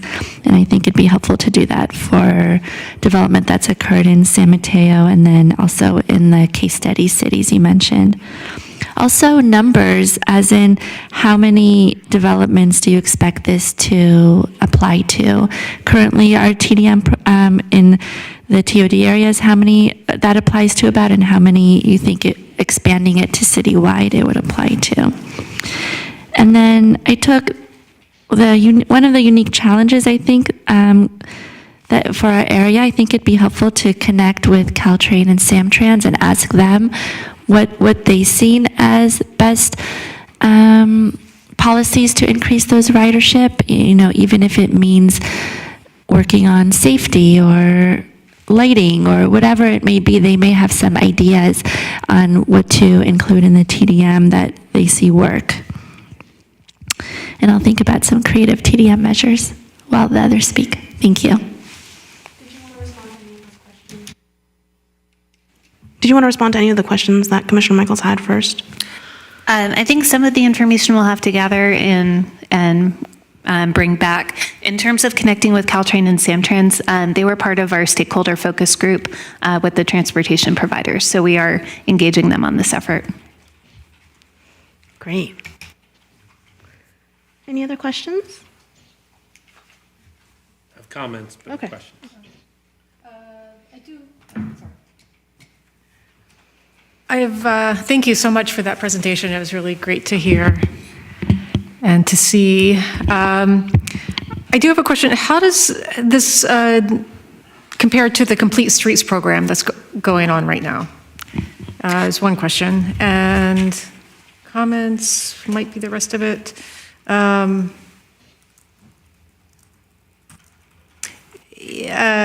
me just leave the rest for later on, but yeah, how does it compare to the Complete Streets program? Because I know that the Complete Streets program website is up and live, and I'm also wondering when does that live? Right now you can go onto the Complete Streets website and look at the map and add things to the map, and I'm wondering how long that's going to be live, and then how this compares to that. Thank you for the opportunity to plug our website. Going back to your question, the Complete Streets Plan is a multimodal active transportation plan that's bringing together a number of our adopted infrastructure plans. So that in and of itself is really an infrastructure plan, laying out prioritization for multimodal use of our roadways.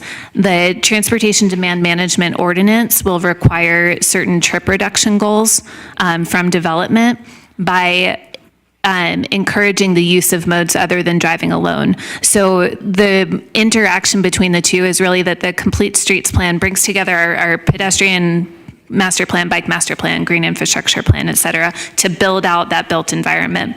The TDM ordinance requires that certain incentives, certain measures are in place to encourage the use of that built environment rather than driving alone.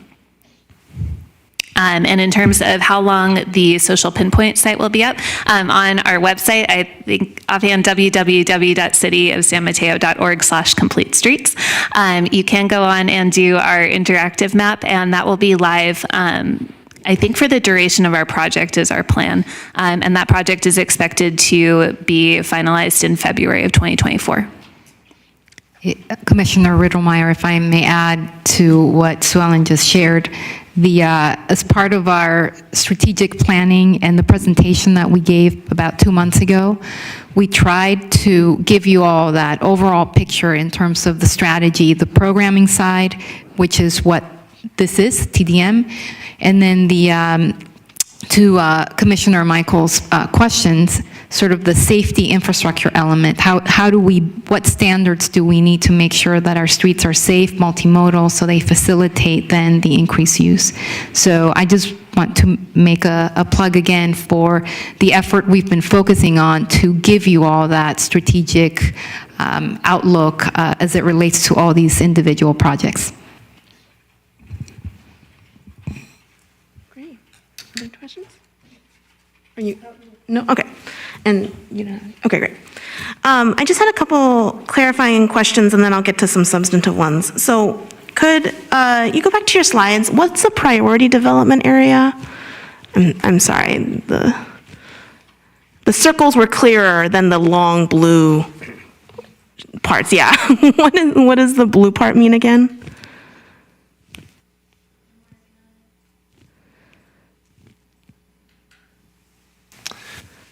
Sure. So the long blue area, a priority development area is a designation by MTC that identifies, basically they went and asked every single city and said, you need to identify priority development areas, where are those? And so there's you can see some shapes in there. There's the rail corridor area is one of those. There's El Camino Real is one of those. I think downtown San Mateo is another one. And so it's just two different designations that MTC uses when they try to figure out how do we allocate the projected growth for the region down to the city level. And you can see there's some overlap there between the transit-oriented communities and the priority development areas. Essentially, the transit-oriented communities are the most valuable priority development area. It's a subset. Because will have the lowest vehicle trip generation, highest sustainability because they're closest to a train station. Got it. And if I could, through the chair, if I could just add on to that. Yeah, the city does have 4 priority development areas, as Matt noted, and the transit-oriented community areas that are around all of our Caltrain stations. There are certain policies related to those areas that MTC has put into effect, and certain requirements that jurisdictions need to meet within those orange bubble areas. And one of those requirements can be met through the development of a citywide transportation demand management ordinance. So there are a number of overlapping regional priorities that this effort ties into. Got it. And with the TDM ordinance, has the geographic range or type of business been established, or is it is like everything on the table? Insofar as, is it like, because I've been hearing and some of the material suggested that the TDM ordinance is likely going to contemplate this for all businesses. Is that like the starting point? Is that like an option? The citywide TDM ordinance that we're working on developing right now will be citywide. So I just forwarded to this slide that shows the full city. And what we're doing is we're aligning with the general plan study areas in terms of how we are establishing geographic areas for trip reduction goals. So that tier 1 area includes the downtown and those transit-oriented community areas that were those orange bubbles on the prior slide. And those are the areas within the city that are nearest to transit and would have one type of Set of requirements? TDM measures that would apply there for areas that are more proximate to transit. And those would have, a trip reduction goal of X. Then you've got tier 2, which is identified in our General Plan 2040 update as being the redevelopment areas, but those are out a bit more removed from transit. So those would have a trip reduction goal of Y, but have TDM measures that really focus on, for example, shuttles or first last mile connections, that sort of thing. And then the tier 3 that would have a trip reduction goal of Z. As you can tell, we have not gotten to that point in this process. Those are other citywide areas. So at the end of this process, we'll be developing a citywide ordinance that is citywide, not just focused on those MTC defined areas. Okay, great, but the requirements could vary, and that's the Correct. distinction. Thank you. Correct. I didn't totally miss that. It's getting late. All right. In the marketing slide, there was a word I didn't recognize. It was like to choke to chicks or something. What is that? Tchotchkes. Tchotchkes. Oh, okay. Thank you. I did not actually know that's what they Slavic root picked up by Yiddish. Yeah. It's swag. You're Swag. It's swag. Okay. Water bottles, keychains, etc. Okay, so I apologize. I was great. Now more substantive questions. Does the TDM ordinance, in the past, the Sustainability Infrastructure Commission has made a recommendation to send an ordinance along to council. For the TDM ordinance, does both the Planning Commission and SIC have to do that? Or we're not making recommendations and only providing feedback later on in the process? I mean, is it a both and, or is it more like we're just making recommendations and you guys will take it to council? Because we usually do make a recommendation of some sort. We will be bringing this back with I believe in the current schedule, we'll be bringing this back at the draft ordinance stage. So you would be providing input into that. And then both Planning Commission and SIC can make recommendations to council for adoption. Okay. And then a lot of the TDM measures sound really great. They also just require money. And so I was very curious if there's any intersection with federal investment dollars, like through IJA, or that's the, oh my gosh, I forgot the name now, but the Infrastructure Act, the Bipartisan Infrastructure Act. Some such like that, because I know for California State, we've been having some budget issues with public transit, right? So what are the funding opportunities to get some of these TDM measures actually, robustly funded? The TDM measures are likely to be implemented on a project-by-project level. So it is, the programs are something that are funded by the individual applicants or developers. If the ordinance includes provisions to apply for existing businesses, then funding options is something that we could look into. But for example, the TDM plans that are in effect in the city right now are funded by developers. Great, okay. And approved at the time of project approval. Got it, okay. And then is there a methodology to track greenhouse gas emissions around TDM measures? Because I know that this is a struggling space.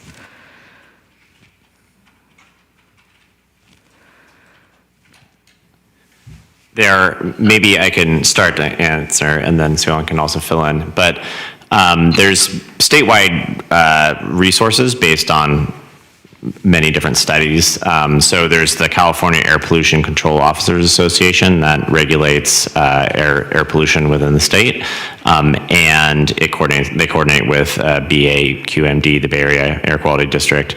And so CAPCOA, the statewide organization, has produced a handbook that lists basically the effectiveness of many different measures, all the measures that are in here, in fact, on their ability to reduce VMT and greenhouse gas emissions. And so that's kind of like the state of the practice that was released end of last year. And so in terms of just where is the research coming from, that's where the research will come from. Now, I think your question is also about monitoring. The monitoring. Yeah, monitoring. And so one of the key questions that we did want to answer during this framework is what sort of monitoring do we want to include in this ordinance? And so typically, as you'll see in the case studies, if you dig in there, there's, either you're collecting vehicle counts on a daily basis, You could be conducting surveys as well of employees or residents. Those are really the two main ways to do it. There are evolving ways of like big data, or kind of businesses are tackling greenhouse gas monitoring in various ways. I know the rail corridor TMA has been doing some monitoring, so I don't know if there's anything to say about what's worked here. Sure, I can speak at least to the rail corridor TMA. In terms of monitoring the conditions of approval for the projects within the rail corridor area, are primarily looking at specific trip caps, so numbers of trips in and out of the project at the evening peak hour, PM peak hour. So in terms of metrics for those projects, it is largely, they are limited to X number of trips during that PM peak hour. Are they above or are they below? There is opportunity to quantify reduction in trips to GHG emission reduction. But in terms of active monitoring of the GHG emission reduction as it results from TDM measure implementation, that's not something that we're currently doing. Yeah, understood. And then, Sue Ellen, I had flagged for you that I'm a little confused about the intersection of parking minimums and maximums and TDM. So parking minimums and maximums weren't mentioned in here, right? But they were in the case studies. And so what are we doing? Sorry. It's a good question. Our parking requirements are contained in our municipal code within the zoning code. So we currently have parking minimums throughout the city. There are current legislation that has been passed whereby we're not able to require a minimum of parking for projects within certain areas. And there's also legislation about certain parking requirements for ADUs, that sort of thing. Within this, we're scoped within this effort to look at TDM measures, keeping in account the specific legislation as it pertains to parking. So, for example, in areas where we're not able to require have any parking requirements, do we look at additional TDM measures in those areas, for example? This project is not scoped to amend the municipal code and to modify those parking requirements. However, there's also a requirement under the same MTC transit-oriented communities policy that we do look at our parking requirements in those areas, and we are no longer able to have parking minimums. So we were recently notified by MTC that we were successful in obtaining a grant to go through the effort of reevaluating all of our parking requirements in the city and removing parking minimums where currently required by policy and evaluating how we're requiring parking in other areas of the city. So overview, will that fold in? I'm sorry? Will that fold into the TDM? It will not. They're two different efforts. They're parallel efforts. Two parallel efforts. Okay. Two different ones. Okay, so the TDM ordinance is strictly considering the implementation of the state requirements on no parking minimums around the half mile of the major transit stops. It's considering that as part of, when we're looking at the geographic context of what we're doing in terms of trip reduction and what types of TDM measures are required. And in parallel, there's an effort to evaluate all parking minimum requirements across the city or across just the blue area across on the map? The city is what we applied for in that grant. Okay, great. Does that come before the commission at some point? We were only notified last week that we received the grant. Totally. Congratulations. So we'll hear more later in the fall about timing for that. Okay, great. But I would expect that it would be coming to S&I Commission and also Planning Commission because it's in the zoning code. Yeah. Okay, great. Those are my questions. Thank you. Madam Clerk, do we have any public comment? No comment in the audience. Let me just check online. And I see no hands raised. Okay, great. At this point, I'll close public comment, and commissioners, please feel free to ask any remaining questions and provide your comments back. Commissioner Robbins, like to go first? Yeah, if I could, please. Thank you. Yeah, great presentation, by the way. I would like to see and I think it'll be helpful if we have a little more cost-benefit analysis, which is sort of buried in here, but really buried. I think we need to prioritize. We talk about maximum impacts, but what I don't see is any discussion of the costs, either on the city or, as I understand it, if it's going to be by project, it's really on the development and then ultimately the individual homeowners. Lastly, I love the concept, though, I defer as to how you do it, to look at the locally tailored aspect. That's, I think, very important, but it's a little tricky. But you can look at some of these case studies and see where they maybe don't fit. I'm particularly fond of Arlington because I lived there and was involved in local politics a long time ago, but I don't know that it's as good a match as say, Redwood City is, though there's some differences. But as an example, I looked through the Redwood City and saw, I picked 4 of the most impactful measures. One would be transit passes for TMI, another would be on-site amenities, and then there were 2 more, transit subsidies, and then rideshare, van pool, ride matching services. But as you can imagine, the costs of those vary greatly. And to get the best bang for the buck would be something I think would be important in any initial ordinance. Particularly as you go out to more stakeholders. I don't act for the development community by a long shot, but at the same time, I can imagine they would be very concerned if they're asked to implement something that is exceedingly costly and has little impact on actually bringing down ridership numbers. So I would like to see a little more of that kind of costs built in, even though they may be hard to determine, but not on some. I think that needs to be addressed. And that's my only comment, other than to thank you. Thank you. Commissioner O'Donnell, would you like to go? Yes. Great. Thank you. I'm thinking about your question about opportunities and challenges and creative ideas. And I think a challenge is maybe this unbundled parking concept. If people don't have a place to park their car when they're, where they live or work, then that can be a challenge. But I'm wondering, is an opportunity maybe using underutilized parking lots that are existing already for offices where there just are every day and every night, empty spots that are underutilized, using those somehow as partnering with those property owners as making it more of a public lot.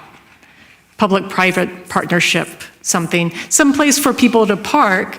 It might not be exactly where they're going, thus it's unbundled, but they still have a place somewhere nearby. It might be a short walk or scooter or something away from their ultimate location. But I know that in the city there are a lot of offices that have very large parking lots, and I walk by them and they're not, they're largely empty. And I'm just wondering if there's any way that the city could partner with those property owners to make more of a public lot or public-private, or even a private lot, I don't know, incentivize the property owners to open it up.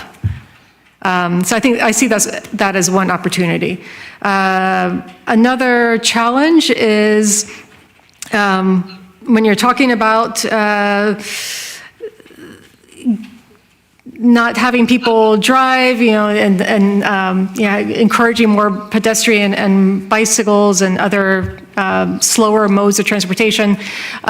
Some businesses think that that's a challenge because people aren't going to be driving to their business, and they're used to this car mentality. I think an opportunity is to open up their minds to having people slowly walk through the city is actually a better way to make people spend money. If you're walking, you end up spending more money because you pass by a store or a restaurant or a place and hop in for something quick that you weren't otherwise going to drive there to get. So I'd like to maybe as as an opportunity when you're talking to businesses, talk about the added benefit of having people slowly move through the city and how that can increase their business as opposed to take away from their business by not having their, car on the street and right in front of, in the parking spot right in front of the business. Another opportunity, a challenge is the lack of bicycle parking. As somebody who bikes, if I don't think my bike is going to be securely parked where I'm going, I will tend to maybe not bike there. I might walk if it's close, or I'll end up driving, which I don't like to do. But bicycle parking, safe bicycle parking, secure, is really key. So that's the challenge. An opportunity. I just spent several of the past weeks in Japan. And I would encourage the city staff to go to our sister city in Japan, which was the city next to where I was. I have pictures. I actually walked around the city for 2 weeks taking pictures of bicycle parking. I have so many ideas. I'm not going to show you right now, but afterwards I will. There are so many ideas out there for secure bicycle parking, double layer, triple layer, all sorts of different locks where you can slide your bike in there and lock it or not. And so I think there are tons of opportunities and creative ones nonetheless for bicycle parking. And that's something that, businesses could start to design that into their properties. And so I just spent time in Japan and Atlanta, so I was really happy that that was one of your case studies. And their scooters are the big thing. Everybody's riding a scooter, some bikes too, and some pedestrians, but scooter, and a lot of shared scooters. Shared mobility is a really big thing. And I stayed in Midtown Atlanta, which is one of the spots in your study, in the case study you brought up. And having grown up there and then coming back, this is the first time I'd been there in a while, just the mixed-use development is really supportive of pedestrian, scooter, this multimodal type of getting around. And it's a really great environment just to live, work, and play. Thank you. Great, thank you so much. Commissioner Michaels? I think I jumped the gun earlier and gave my comments instead of questions on the first round. But the only thing I will add is, and this may be a little bit dated, but because commuting has changed, and I don't really have a sense of how many people have returned to business campuses or work, but I know that employee shuttles were once, or I don't know, I see them, I think they've returned, but I don't know to what capacity. While employee shuttles are a TDM measure for commercial, they have a huge impact on residential areas. I think it'd be interesting to just find out what that interaction is, because that's often could be how a person chooses where to live if they know where a shuttle to their work arrives, is located nearby. So I think that could be interesting to consider. Great. My comments, I think my biggest comment is how do we match TDM measure for a given audience? Because I don't quite see that yet in the analysis. There was a very thoughtful analysis of existing policies and the case studies, but is our goal to get more senior citizens using public transit, or is it more kids, or is it more parents with kids? Who are the target audiences that we're trying to really activate and move from a more car-centric perspective to more non-car-centric perspectives? I just didn't see that quite in the analysis yet, and maybe that's will come in the later stage after the stakeholder engagement feedback has been synthesized, as well as with this more policy-oriented substantive pieces. But it's hard for me to make a unique, fun or creative thing without knowing my audience on that front. And so I think that is kind of the gap I was struggling with on when I was thinking about this. I think one of the things, like, for, I don't know if this counts as TDM or what, but like what are the fun events? In Los Angeles, they do Ciclavia, where they shut down streets and they make them, really popular. The mayor comes out and bikes, with celebrities come out and bike on the streets. This is the takeover. Those types of things really, I think, help make biking safe and fun, and a gateway drug, if you will, those events, to actually biking more regularly as a community. I have been frustrated that there is no bike share or scooter share in San Mateo anymore. We had that for like a hot second, and then we don't. This kind of got to my question about federal funding, because if it doesn't make financial sense for a company or a startup or whatever, that's it's fine, but like, these are still needed services. So then who will provide the services, right? And so I strongly think that we should have bike share and scooter share. But again, to Commissioner Robbins's point, who pays for it and how, and where is the additional support to offset these costs, whether to businesses or to individuals. I think I'm also kind of struggling with my favorite, so let me rephrase that. My favorite case study is City of San Jose. I'm incredibly biased because I used to work with the City of San Jose for 8 years on their sustainability efforts. I did the building side, my colleagues did the transportation side. Their combined effort of eliminating minimum parking requirements plus a TDM ordinance is first class. It was very educational that we might not be able to do that here, but I still think that they are the top of the top when it comes to Bay Area cities thinking about this stuff in a systemic way. My anxiety point is, given our various plans, and Sue, and I have utmost faith in you, but just like, you have to cobble together all these grants, all these plans, all these things, the physical infrastructure, and all the programmings and incentives, and it's just, the puzzle pieces you have to work with, don't necessarily lead to make it easy for you and your colleagues to create a systemic approach. And so what are the barriers to creating that systemic approach? I'm really curious about, and how can this commission help support that effort? Because it's really tough in my mind to keep it all straight and how they all layer together. So I just don't know. With every new plan, there's something slightly different, but still the same, across all of them. I think the last thing is that, no, I'll stop there. It's late. Anyone else have any comments or questions? Okay, great. So with that, we'll close on this item and go to the last item.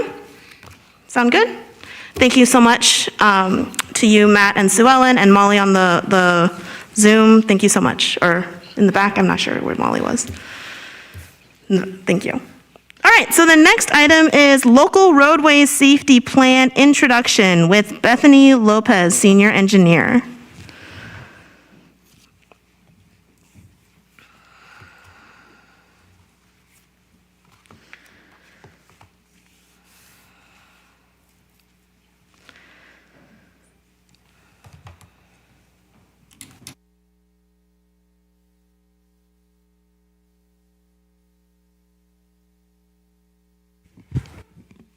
Good evening, Commissioners. Give me one moment while I get set up.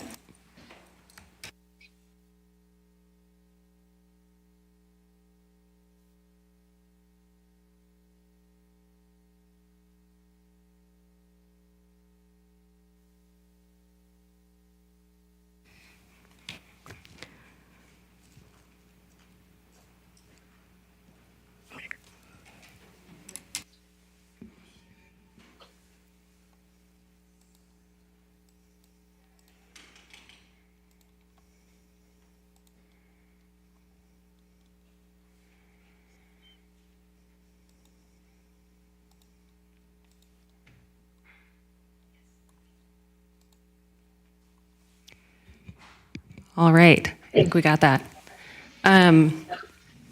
My name is Bethany Lopez. I'm the senior engineer overseeing the traffic division. On the call with us is Anusha Musunuru and Matt Broughton with Kittleson and Associates. We're working with them on the development of the local roadway safety plan for the city.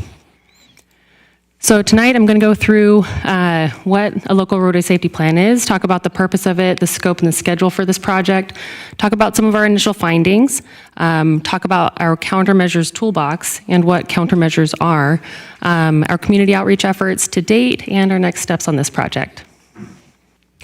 So what is an LRSP? What's a local roadway safety plan? It's a comprehensive safety plan with strategies, actions, and projects focused on reducing crashes, specifically fatal and serious injury crashes in the city of San Mateo.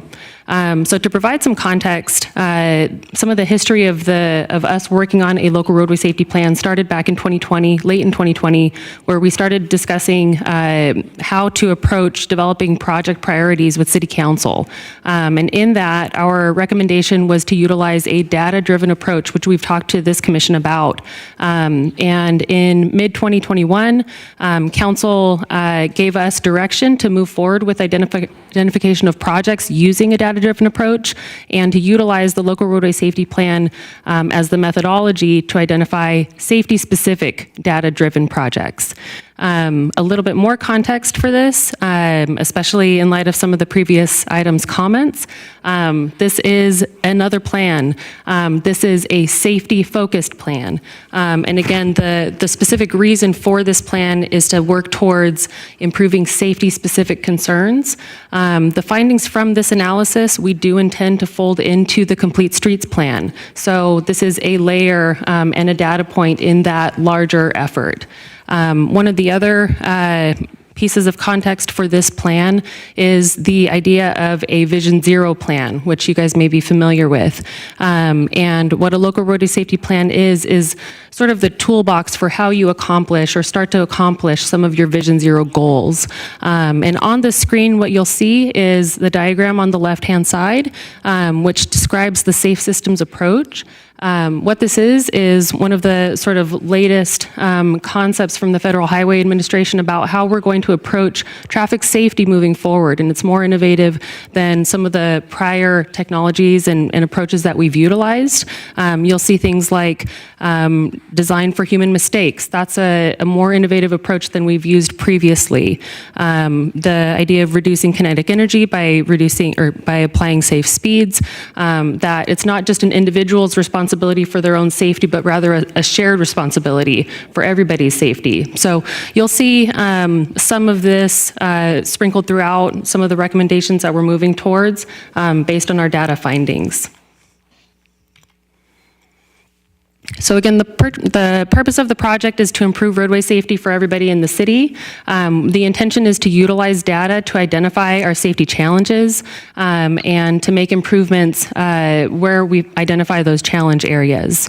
One of the other big parts of the local roadway safety plan, aside from the obvious goal of improving safety for everybody in the city, is to be able to qualify for certain types of funding. So highway safety improvement funding, Safe Streets for All funding, all requires that the city have a local roadway safety plan or some sort of safety plan identification. And the reason for that is that there's objective goals that those funding sources are requiring. And so the local roadway safety plan helps put together those sort of objective data points that we can utilize in our applications. And then lastly, to establish that vision and goal for what we want to see on the roadway. So the process to develop this plan is to first look at the crash and roadway analysis, to go through stakeholder and community engagement. From those first two steps, we would move into emphasis areas and identifying solutions for those emphasis areas, priority project identification and evaluation, and then lastly, development of the full plan. So we're currently sort of in the first two steps, two sort of three steps, and I want to talk briefly about this. So in the crash and roadway analysis, As we'll get into in the next few slides, we're utilizing data sources that we have at hand. And one of the challenges with our data sources is that we have missing pieces of data. We don't have the full story. And so one of the reasons why we want to get stakeholder and community engagement is to try to engage with the community to help us fill in those gaps, to provide additional data points where we may not have data for it, or for them to emphasize certain data points that, again, we may be missing. So the intention with our stakeholder and community engagement is to help, again, fill in the gaps of data. And then from there, we'll move into the emphasis areas and solutions. And that's part of why we haven't just taken our crash data and run with it into identifying priority projects, because we do want to get the community's feedback on our initial findings. So for our project schedule, we have completed the crash and roadway analysis, and I'll present on some of that information tonight. We are getting into our stakeholder and community engagement phase, and I'll talk about that as well. And I'll also talk about what some of our emphasis and countermeasures are. From there, we'll move into project identification later this summer, and then we'll work on drafting the draft and final local roadway safety plan in the fall and winter. All right, so getting into the data. As I mentioned, our data is not necessarily complete, but we do have a good handful of sources for that data. We use the SWITR system, the statewide integrated traffic record system. This is a system that, from my understanding, police departments, CHP, all feed their data into this. They use a unified methodology, a unified document, and feed this information into this system. There's also the UC Berkeley Transportation Injury Mapping System. What that does is actually take some of the SWITR's data, which is largely in tabular format, and it actually maps a lot of that information. Additionally, one of the things that I was referencing back to was the council meetings that we had in 2020 and 2021. One of the results of that effort was a crash database and mapping effort that our police department does separately from the SWITR's effort and separately from the TIM's effort. This is above and beyond what most agencies actually do. So we have a transparency website where we have all of our crash data posted all the way back from 2017 all the way through current. Our consultant team also utilized roadway and intersection characteristic data, and all of that was intended to help decipher some of their findings. What we looked at was the different types of crash severity. As I mentioned, we're looking primarily at reducing severe injury and fatal collision crashes, and so you'll see the discussion on some of that.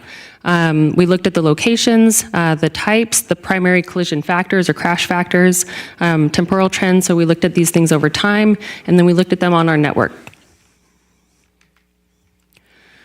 So just high-level findings, we had about 2,600 crashes between the time that we studied, which was between between 2017 and 2021. That works out to be about 520 collisions annually. And what we're finding in that data is that about 3.5% of them are resulting in either a death or severe injury. So that's about 18 of those types of collisions annually. And I do want to emphasize one of the primary reasons for the focus on these types of collisions. Obviously, we understand what fatal collisions cause, and there's, I think, a relatively obvious reason of why we want to prevent those. Severe injury collisions tend to be life-altering collisions. So the challenge that it prevents to society is greater than, say, a minor collision. So there's a sort of societal need for us to be able to prevent or reduce these specific types of collisions. So you'll see me talk about these a little bit more in the next slides. So we looked at crash frequency by year. So on the left, you'll see just the total number of collisions. On the bottom, you'll see this across the 5 years that we analyzed. We looked at property damage, other types of injuries, so non-severe injury collisions, and then fatal collisions. The good thing is that on these diagrams, the fatal collisions are very small, and that's because we don't have that many of them. However, that doesn't necessarily negate the fact that we do have them, and we want to eliminate them. That's one of the goals of Vision Zero, is to eliminate severe injury and fatal collisions. So what we see over time is that in 2020 and 2021, overall collisions reduced substantially. We are probably all familiar with why this has happened. Work from home, pandemic, everything was lending to less vehicles on the roadways. So this is not an unexpected result. So overall, in general, reduced collisions is a good thing. However, when we go through and we look at our severe injury and our fatal collisions, one of the things that we're seeing in 2021, we actually had the highest percentage of severe collisions and injuries, even though we had the least number of collisions. And so again, what we're lending to is that while we certainly do want to eliminate all collisions to the extent that we can, prevent them as much as we can, that's not necessarily going to move the needle on our most substantial types of collisions, which are severe injury and our fatal collisions. We also looked at crash type by frequency. So on the left side, you'll see the various crash types that are monitored. So I think the only one that's not super familiar on here is a broadside collision. Sideswipe is two vehicles, the side of two vehicles touching. Rear end collision is, you guys are familiar with that, I'm sure. The back of a vehicle is hit by the front of another vehicle. A broadside is often called a T-bone collision. So it's where a side of a vehicle is hit by the front of another vehicle. And so on and so forth. So what we see in this data is that in the top three categories, 68% of all collisions are comprised of these top three, so sideswipe, rear end, and broadside collisions. So again, when we talk about the desire to reduce collisions in general, this is interesting information and we may want to focus on these. However, when we look at our fatal and severe collisions, these actually lie with broadside collisions, vehicle pedestrian collisions, and vehicle bicyclist collisions. And when we look at only the fatal and severe injury collisions, these three categories actually comprise 71% of all of these types of collisions. So with that in mind, the desire of the project at this point is to lend focus to those three categories. So what we're seeing is that vehicle pedestrian collisions in the city in this time period comprise over a third of all fatal and serious injury crashes. Another interesting statistic that our project team looked at was that about 2/3 of those are actually happening at an intersection and within a crosswalk. So we're also seeing that vehicle bicyclist crashes comprise about 17%, and similarly with broadside crashes also at 17%. So what the project team did from there was take this information and they overlaid it, in particular segment-based collisions. So we look at two different types of collisions, locations that are not based in intersections and locations that are based in intersections. And so this is information for collisions that are not based in intersections. And what we did is we took the various collision types, assigned them a severity score, with your fatal collisions being the most severe, so that way we can have them on the same sort of ranking system. And we mapped those locations. So from there, our initial analysis is identifying some of our priority roadway segments as Hillsdale Boulevard, El Camino Real, Grant Street, Fifth Avenue, Amphlett Boulevard. So the idea of identifying potential roadway segment priorities is that when we get to the part where we're recommending countermeasures, which again I'll get to in just a second, these may be some of our initial focus areas. So next we looked at the potential priority intersection corridors. So not only just individual intersections, but locations where we may be able to see some sort of benefit from making improvements at multiple locations. And so certainly there is a possibility of us just looking at top intersections, but when we go to apply for funding, the idea is that we might be able to apply for funding over multiple intersections along a corridor and be able to reap greater benefits in a sort of economy of scale type of project. So with this, similarly, our intersections were ranked by the various collisions that were in those locations, with the red being the highest, the blue being the lowest. And so what we're seeing there is that El Camino Real could be a priority intersection corridor. Humboldt could be a priority corridor. Norfolk, Peninsula Avenue on the top, near the top of the screen, and Hillsdale Boulevard and 3rd Avenue, and Poplar. So again, part of the reason why we're calling these potential priority corridors or potential segments is that we're looking to collect the community feedback to tie into some of the findings, some of these initial findings, to see if there's any need to shift any of these priority locations or priority segments. All right, getting into the countermeasures. So what is a countermeasure? It's a safety countermeasure. I guess you shouldn't use the definition in the, use the word in the definition. Anyway, it's a safety improvement, essentially, that's designed to counteract an identified safety issue. And so I wanted to give you just a quick example. This is the intersection of 4th and Grant here in the city. At this location, and you'll see the sort of before photo on the bottom left. At this location, we had identified from 2017 to 2021, I believe, 9 broadside collisions. They weren't necessarily substantial, but broadside collisions, from what we understand, have a higher propensity for severe injury or fatal collisions. This was a data point that we were both collecting data on and that we've been receiving reports on. As a result of that finding, the implementation that you see on the right side was constructed in early 2021, and what that is doing is blocking actually the through movement from that location. And so the attempt there was to help eliminate the broadside collisions at this location that were resulting from vehicles coming from Grant trying to either cross 4th Avenue or to get into the lanes on 4th Avenue. And so again, this is just an example of what a countermeasure would do. Since 2021, we don't have any reported collisions at this location.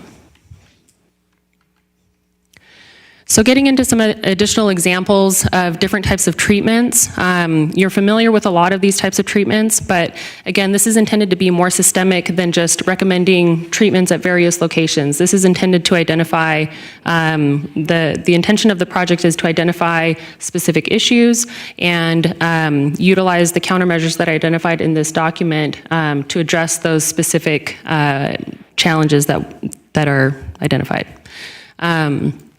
So crosswalk enhancements, you'll see on the bottom photo, we have high visibility crosswalks at that location.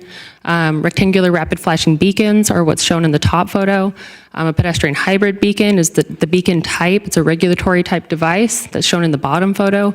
And pedestrian refuge islands are some examples of measures that can be used to address pedestrian related challenges on the roadway.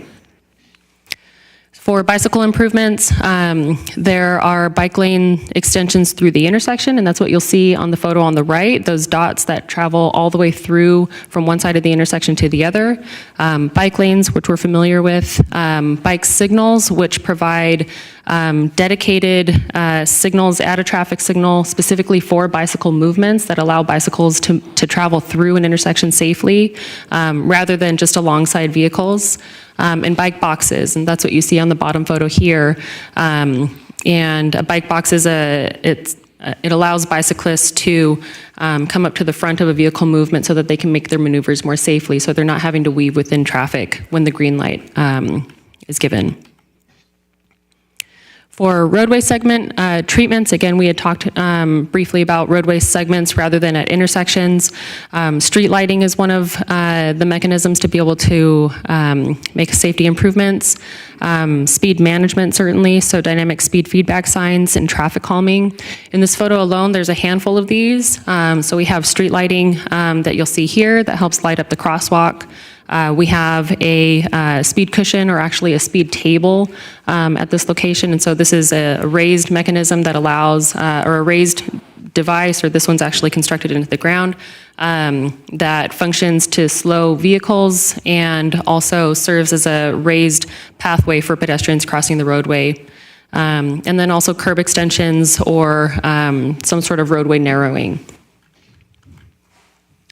When we talk about intersection treatments, we're looking at both signalized intersections and unsignalized intersections. And so here for signalized treatments, we would look at making improvements to the signal hardware or making improvements to the timing, installing left turn arrows. We call that protected movements. And so you would separate out the left turn movement from the crossing pedestrians on the opposite side. Improved vehicle detection or any type of detection, and then installing intersection lighting. For unsignalized intersection treatments, again, we come back to lighting. We look at the possibility of installing roundabouts, installing upgraded signage or pavement markings, and improving sight distance at intersections or sight lines. All right, briefly getting into the community outreach efforts that we are undergoing. We have a project webpage. On this project webpage, we have an interactive map, and similar to the Complete Streets effort, we are also soliciting feedback, like I had mentioned, feedback on both our data analysis and just the experience of folks that they have in their own streets to see if there's data points that we've missed. One of the other things that we've added onto our website is a story map webpage. This is similar to the presentation that I'm giving tonight. The idea is to inform our residents about the various collision trends that are going on in the city. And so if they go to this website, they'll be able to see what some of those trends are, where some of our more challenging bike and pedestrian collision locations are on a map basis.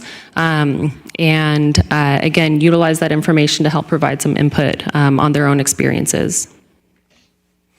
We've also had a handful of pop-up events. We attended alongside the Complete Streets team, the 4th of July event in Central Park.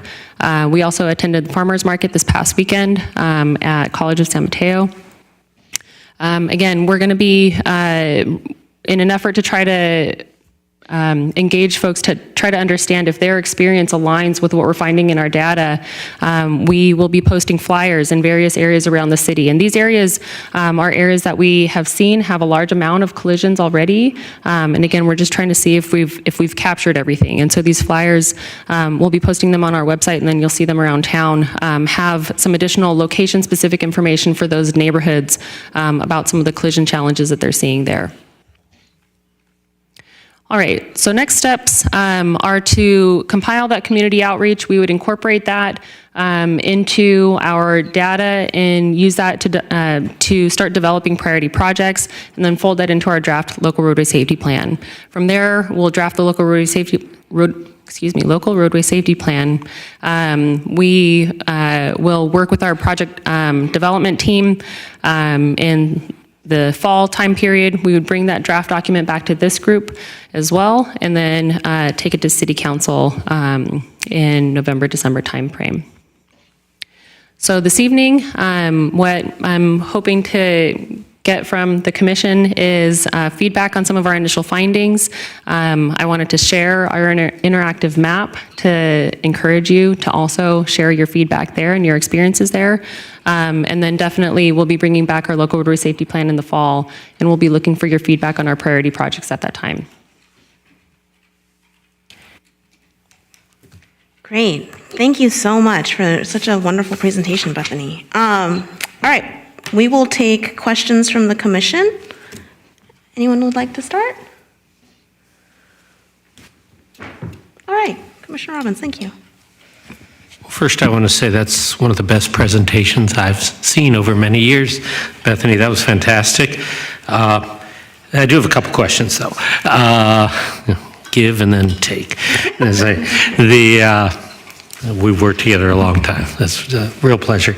The countermeasures, do we have any data? I got to think we do somewhere on the efficacy of various countermeasures. I might let our project team chime in as well, but we do have some information anecdotally from our police department, and then just from some of our folks that are more actively on the roadways. One, for instance, is our rectangular rapid flashing beacons. We call them RRFBs. So we've heard that they have anywhere from like a 75% to 90% compliance rate. When you compare that to the compliance rate for vehicles just stopping where there is no flashing beacon, it's substantially higher, obviously. So most of our information that we have locally is anecdotal, but that's where, if our project team, if you're available to jump on, that'd be great. Hello, everyone. This is Anusha. Bethany, I think what you mentioned, we certainly took into account information from the California Local Roadway Safety Manual that outlines the countermeasures and the efficacy of the countermeasure. And we've also looked at the Federal Highway Administration Field Guide for selecting countermeasures at Uncontrolled Pedestrian Crossing Locations Report, and the National Cooperative Highway Research Program, which is the NCHRP guidance to improve the pedestrian and bicyclist safety at intersections report, along with the California Local Roadway Safety Manual, to understand the efficacy of the countermeasures that were presented. So to Anusha's point, there's a lot of data sources out there that help make prescriptive recommendations for the type of challenges that we're seeing. So the challenges that we're seeing in our city are not necessarily unique. They've been studied across the country. And again, while it's not a foregone conclusion necessarily, a lot of the types of collisions that we're seeing do have specific strategies that we can implement that have proven solutions for how to reduce those types of collisions. That's fantastic. And I apologize, I'm going to slide questions and comments because they kind of merge a little bit. Because I think the plan should, whether it's through footnotes or attachments, somehow should identify perceived efficacy. I understand that, that could be a moving target, could be data to date, and then that may change. And then at the risk of sounding like a broken record, I think costs should also be implemented, because there's some safety items that, make it 100% safe, but it costs so much money, the city will never implement it. And that kind of makes it look like a false promise. So people should know. And from being involved with traffic plans over the years, we have a lot of our citizens, they want something and don't realize the impact economic, and it doesn't happen, they get frustrated. So that's all for now. Great. Thank you. Commissioner. Anyone else have some questions? Do you want to go first? Or? Okay, great. Commissioner Romero. Are we going to go to comments? Questions first, because then we'll still have the public comment part. It's okay. He always gets a pass. I think I'm going to save mine for comments. Okay, great. Any questions? Okay, I have a couple questions. I want to echo Commissioner Robinson's assessment of your presentation, Bethany. That was stellar. I don't know if I've seen you present before, but this was awesome, and please come back. My specific questions. So I was curious if there's any additional data on what happened during the collisions between cars and pedestrians or cars and bicyclists that led to the severe injury or fatality. Was the car running a red light? Did the bike run the red light? You know what I mean? Was the pedestrian jaywalking? Do you have any kind of trends you're seeing in that data? Yeah, there is some amount of data that we do have to work off of that we certainly are looking at, because it's one thing to identify the problem, but it's another to try to identify the issue at hand. So we do have the specific violation that occurred from the offending party. So for some of those, it may be things like unsafe speed, which is actually not necessarily speeding per se, but they were just traveling too fast for the circumstances.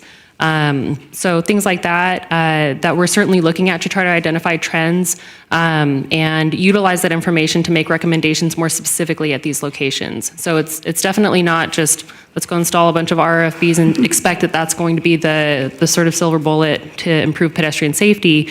It's looking at those other types of trends, what's leading to these issues that we're looking at and trying to make recommendations specifically for. Got it. So the plan, what I'm hearing is that the plan will take those into account, but at the moment, not having that at hand at the moment. Okay, great. Commissioner Narita, yes. if I may add, one, I'm a huge fan of Bethany, so I'm glad we all agree.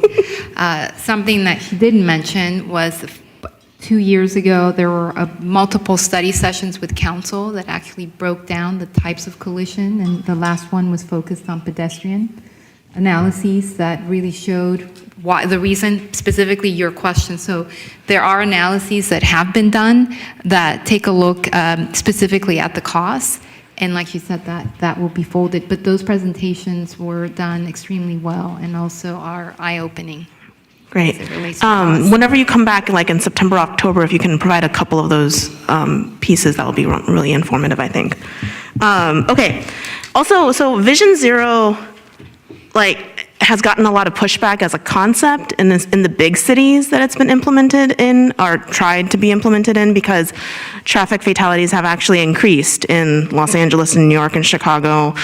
These are big cities, though, so I was curious if you could speak to, in the smaller cities that have implemented Vision Zero, are we seeing actually reductions in fatalities and severe injuries by implementing the Vision Zero plan? I'm going to ask my consultant team to weigh in on that. I'm not particularly familiar with some of the sort of after studies that have been done with these.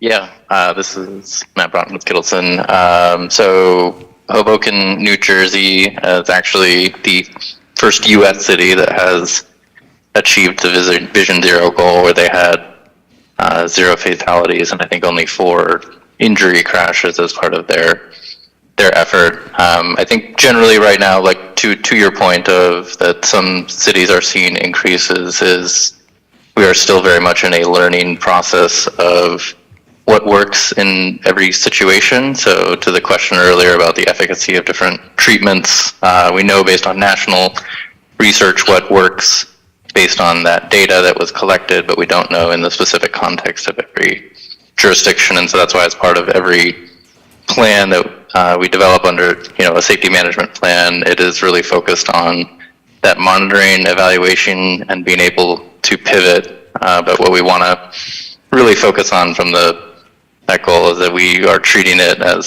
something that is unacceptable, and that we want to, not just look to improve, but to eliminate those deaths and serious injuries. So it has been working in some jurisdictions, obviously other jurisdictions, and I think from the research side, it's also very hard to parse out what exactly is the cause of those increased collision fatalities, if it's something related to behavior or something that we can actually control through an engineering treatment. And so it's a complex problem that's going to take a long time to completely unknot for some of those bigger cities, for sure.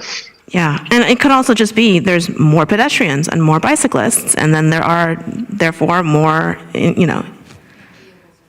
and vehicles, and we have massive vehicles. So yeah, totally understand. I was also curious then for the treatments or measures.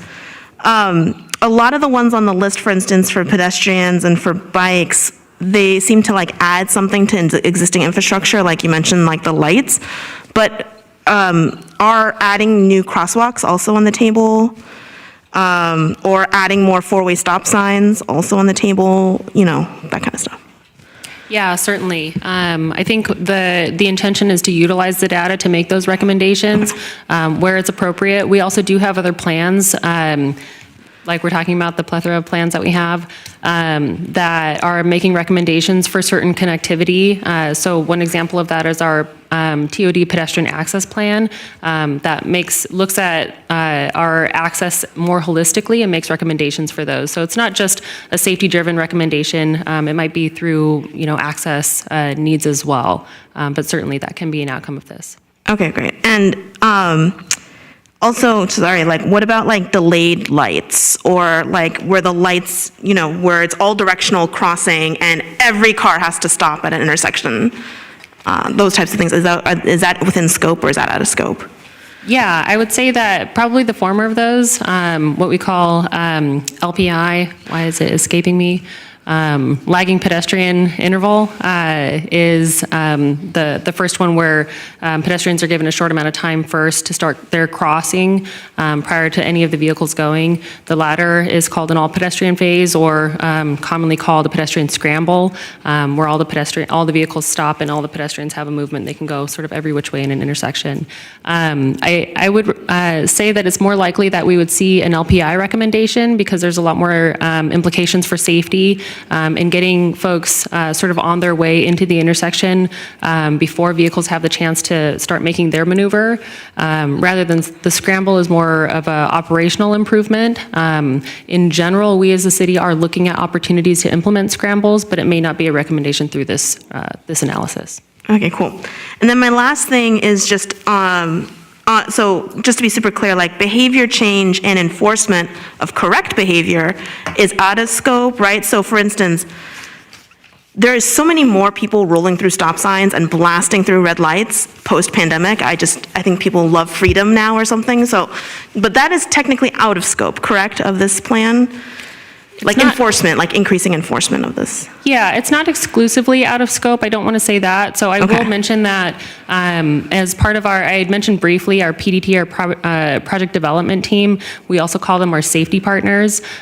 These are intended to be liaisons in the community, or professionals that we're able to liaise with that are assisting with the project, with the development of this plan. And that will be folks like fire and PD and let's say the school district, things like that, where they can help provide some of that insight. We do intend to have programmatic type recommendations that may include things like enforcement, but largely this plan will focus on infrastructure improvements. Okay, great. Thank you so much. Those were all my questions. Any other questions, commissioners?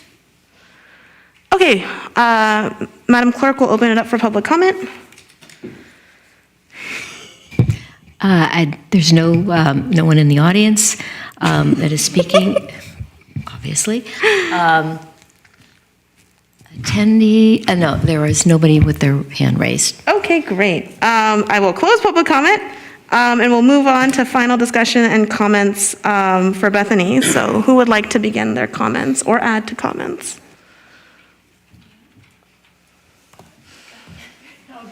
Okay. All right.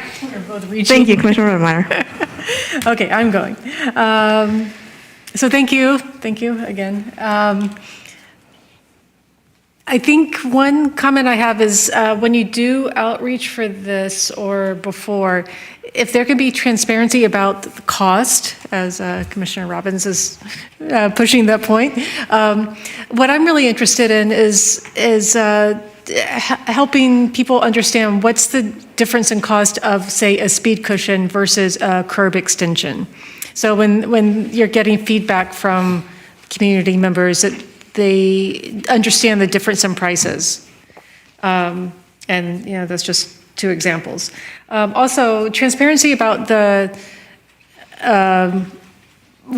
how you're categorizing severe injury, because that's a value-laden decision, and some people might be able to recover easier from a severe injury than others. So just being really, I know you have to draw the line somewhere, and you can see from your bar graphs, that it does make a difference what you're calling a severe injury. Fatality is one thing, but I'm talking about those severe injuries where some people can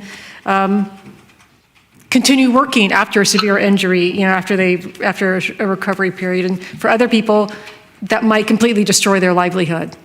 So just being transparent how you're categorizing is a comment that I have. And other than that, I'm really looking forward to the rest of this project and seeing the outcome of it. Again, for my first point of the cost transparency, also including the different counter measurements for bike lanes, like the bike boxes and the bike lane extensions, if you can include that in it so that the community members know what how much these things cost, and then why we are not or are seeing different measures taken. Great, thank you. Commissioner Michaels? I'll reiterate, excellent presentation. I think that's why I don't have questions. And also really great research that was behind all of that information. It was really fascinating, and I too look forward to see how it informs the other plans that you're working on. Great. I'm good. Okay, so a couple things from me. I think your street and corridor hotspot list is spot on. I just wanted to bring back a comment that we received during the Humboldt bike lane process. There was a member of the public, it was Mom. She was talking about her concerns about it's still blazoned in my mind, her story and her voice. She was talking about her concerns around the poplar part of that bike project, and she was saying that she felt only safe in her car because all the other cars speed around that area and it's not safe to cross on bike or on foot. And so I just wanted to bring that to the forefront for you, since that's like in a public comment a year ago that I still remember. I live by Hillsdale, in Hillsdale and Saratoga especially, and that is an ultra confusing intersection. Only half of it has a crosswalk. The other half doesn't, hence my question about what about adding crosswalks? Ironically, the corner is the police station, but there is so many traffic movement violations in the area and jaywalking and stuff because it is genuinely just incredibly confusing for all users. So I would be excited for that. I'm also curious if there's and I'm sorry, I'm bleeding into maybe a follow-up question. Are there quick builds that are being planned for safety purposes as the Complete Streets plan rolls out? Because I have to assume something like a Hillsdale Boulevard is priority for Complete Streets, yet it is unsafe right now. Yeah, I think that's a good question. I don't know that we had plans for necessarily quick builds. Again, a lot of the projects that we're proposing are intended to fold into grant applications after this.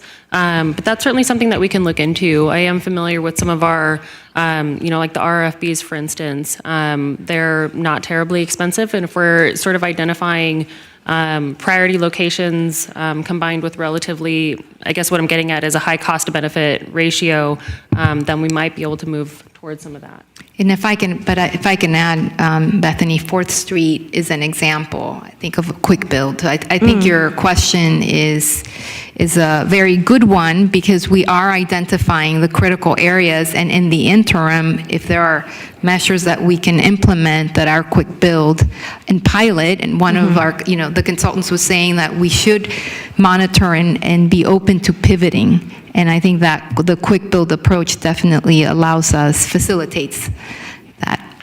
Well, if I can put a vote in for any part of Hillsdale, but especially Hillsdale and Saratoga, and especially Hillsdale and El Camino, those are two that are just very confusing and very unsafe.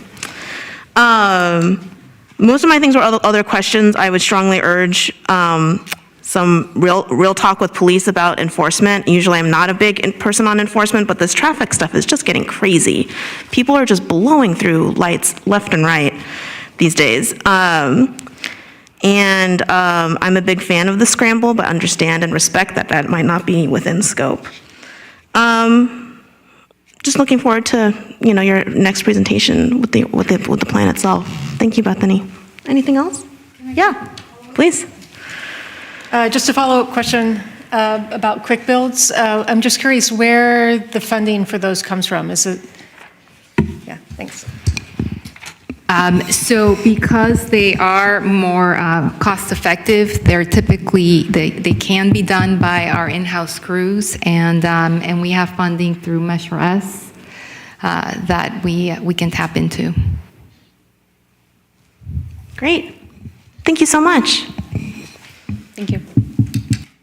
Okay, so that concludes our new business for today. We're moving on to reports and announcements.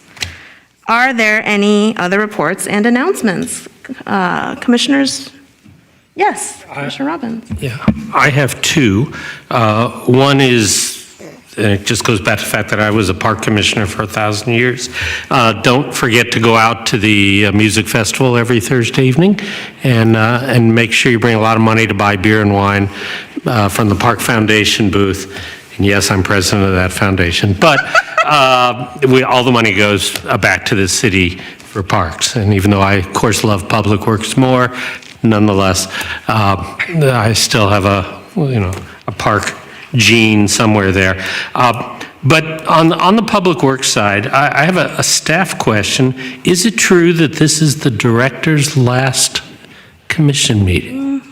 I had a sneaky feeling of that, so I want, on my behalf, and I think I can speak for everybody here, but I'll say certainly personally, I've had a wonderful experience working with you, and you'll be missed, and I wish you the good things going forward, but I just really enjoyed working with all staff. But Azalea, you've been just a wonder. Not to undercut Brad, who's listening somewhere, but is he? Okay. No, I see Brad up in Tahoe anyway. But, you've been fantastic. And thank you for all your service. And I wish you well. Well, if we're doing our thank yous now, yes, I want to just reinforce what Commissioner Robbins says, and thank you so much, Azalea. Your tenure as Director of Public Works coincided with my onboarding as a commissioner. I think you might have been like a month or two into the job when I started, so I feel like our journeys have been very parallel, and you've always one, been so responsive to inquiries, two, provided a lot of great advice on how to show up well as a commissioner, three, answered all of our questions with a lot of grace and patience, and four, just navigated really hard stuff, hard and exhausting things as a city, though, also, navigating us through the pandemic and floods and fire and everything. So, and stormwater. I learned a lot about stormwater from you, so thank you. Just incredibly proud to have worked with you and wish you all the best. Any other reports and announcements or feelings? So I would like to remind folks that we have a stormwater fee initiative that we have been working on for quite a few years. As a result of the New Year's Eve challenges and then the 10 to 11 atmospheric rivers after that, we have been meeting, having community meetings. We had one 3 weeks ago. We're having another one next Tuesday at the library. We've been working very closely with our consultant. We've reconstructed the New Year's Eve event and have model results that we've been sharing. We do have a lot more work to do in the San Mateo watershed, but we have been receiving very good feedback, excellent questions on expectations and implementation and costs. So that meeting will be at the library at 6 next Tuesday, and then we'll have a presentation to council on August 21st. That's great. And that might be an amended stormwater fee. Right, so the stormwater fee, that's on the agenda for this Monday night in terms of initiating the Proposition 218 process. We're given direction to do so. And so that's the resolutions will go to council on Monday. That will begin the process for a mailed ballot effort those ballots will be mailed in October. Great. So these meetings are to talk about the New Year's Eve challenges as well as what are the next steps. And part of the next step is to focus on trying to see if we can dedicate some funding to stormwater. Fabulous. Needed. Is that the main library? Mm-hmm. Okay. Yes. Any other reports and announcements? All right. With that, I adjourn this meeting. Thank you, everyone, so much.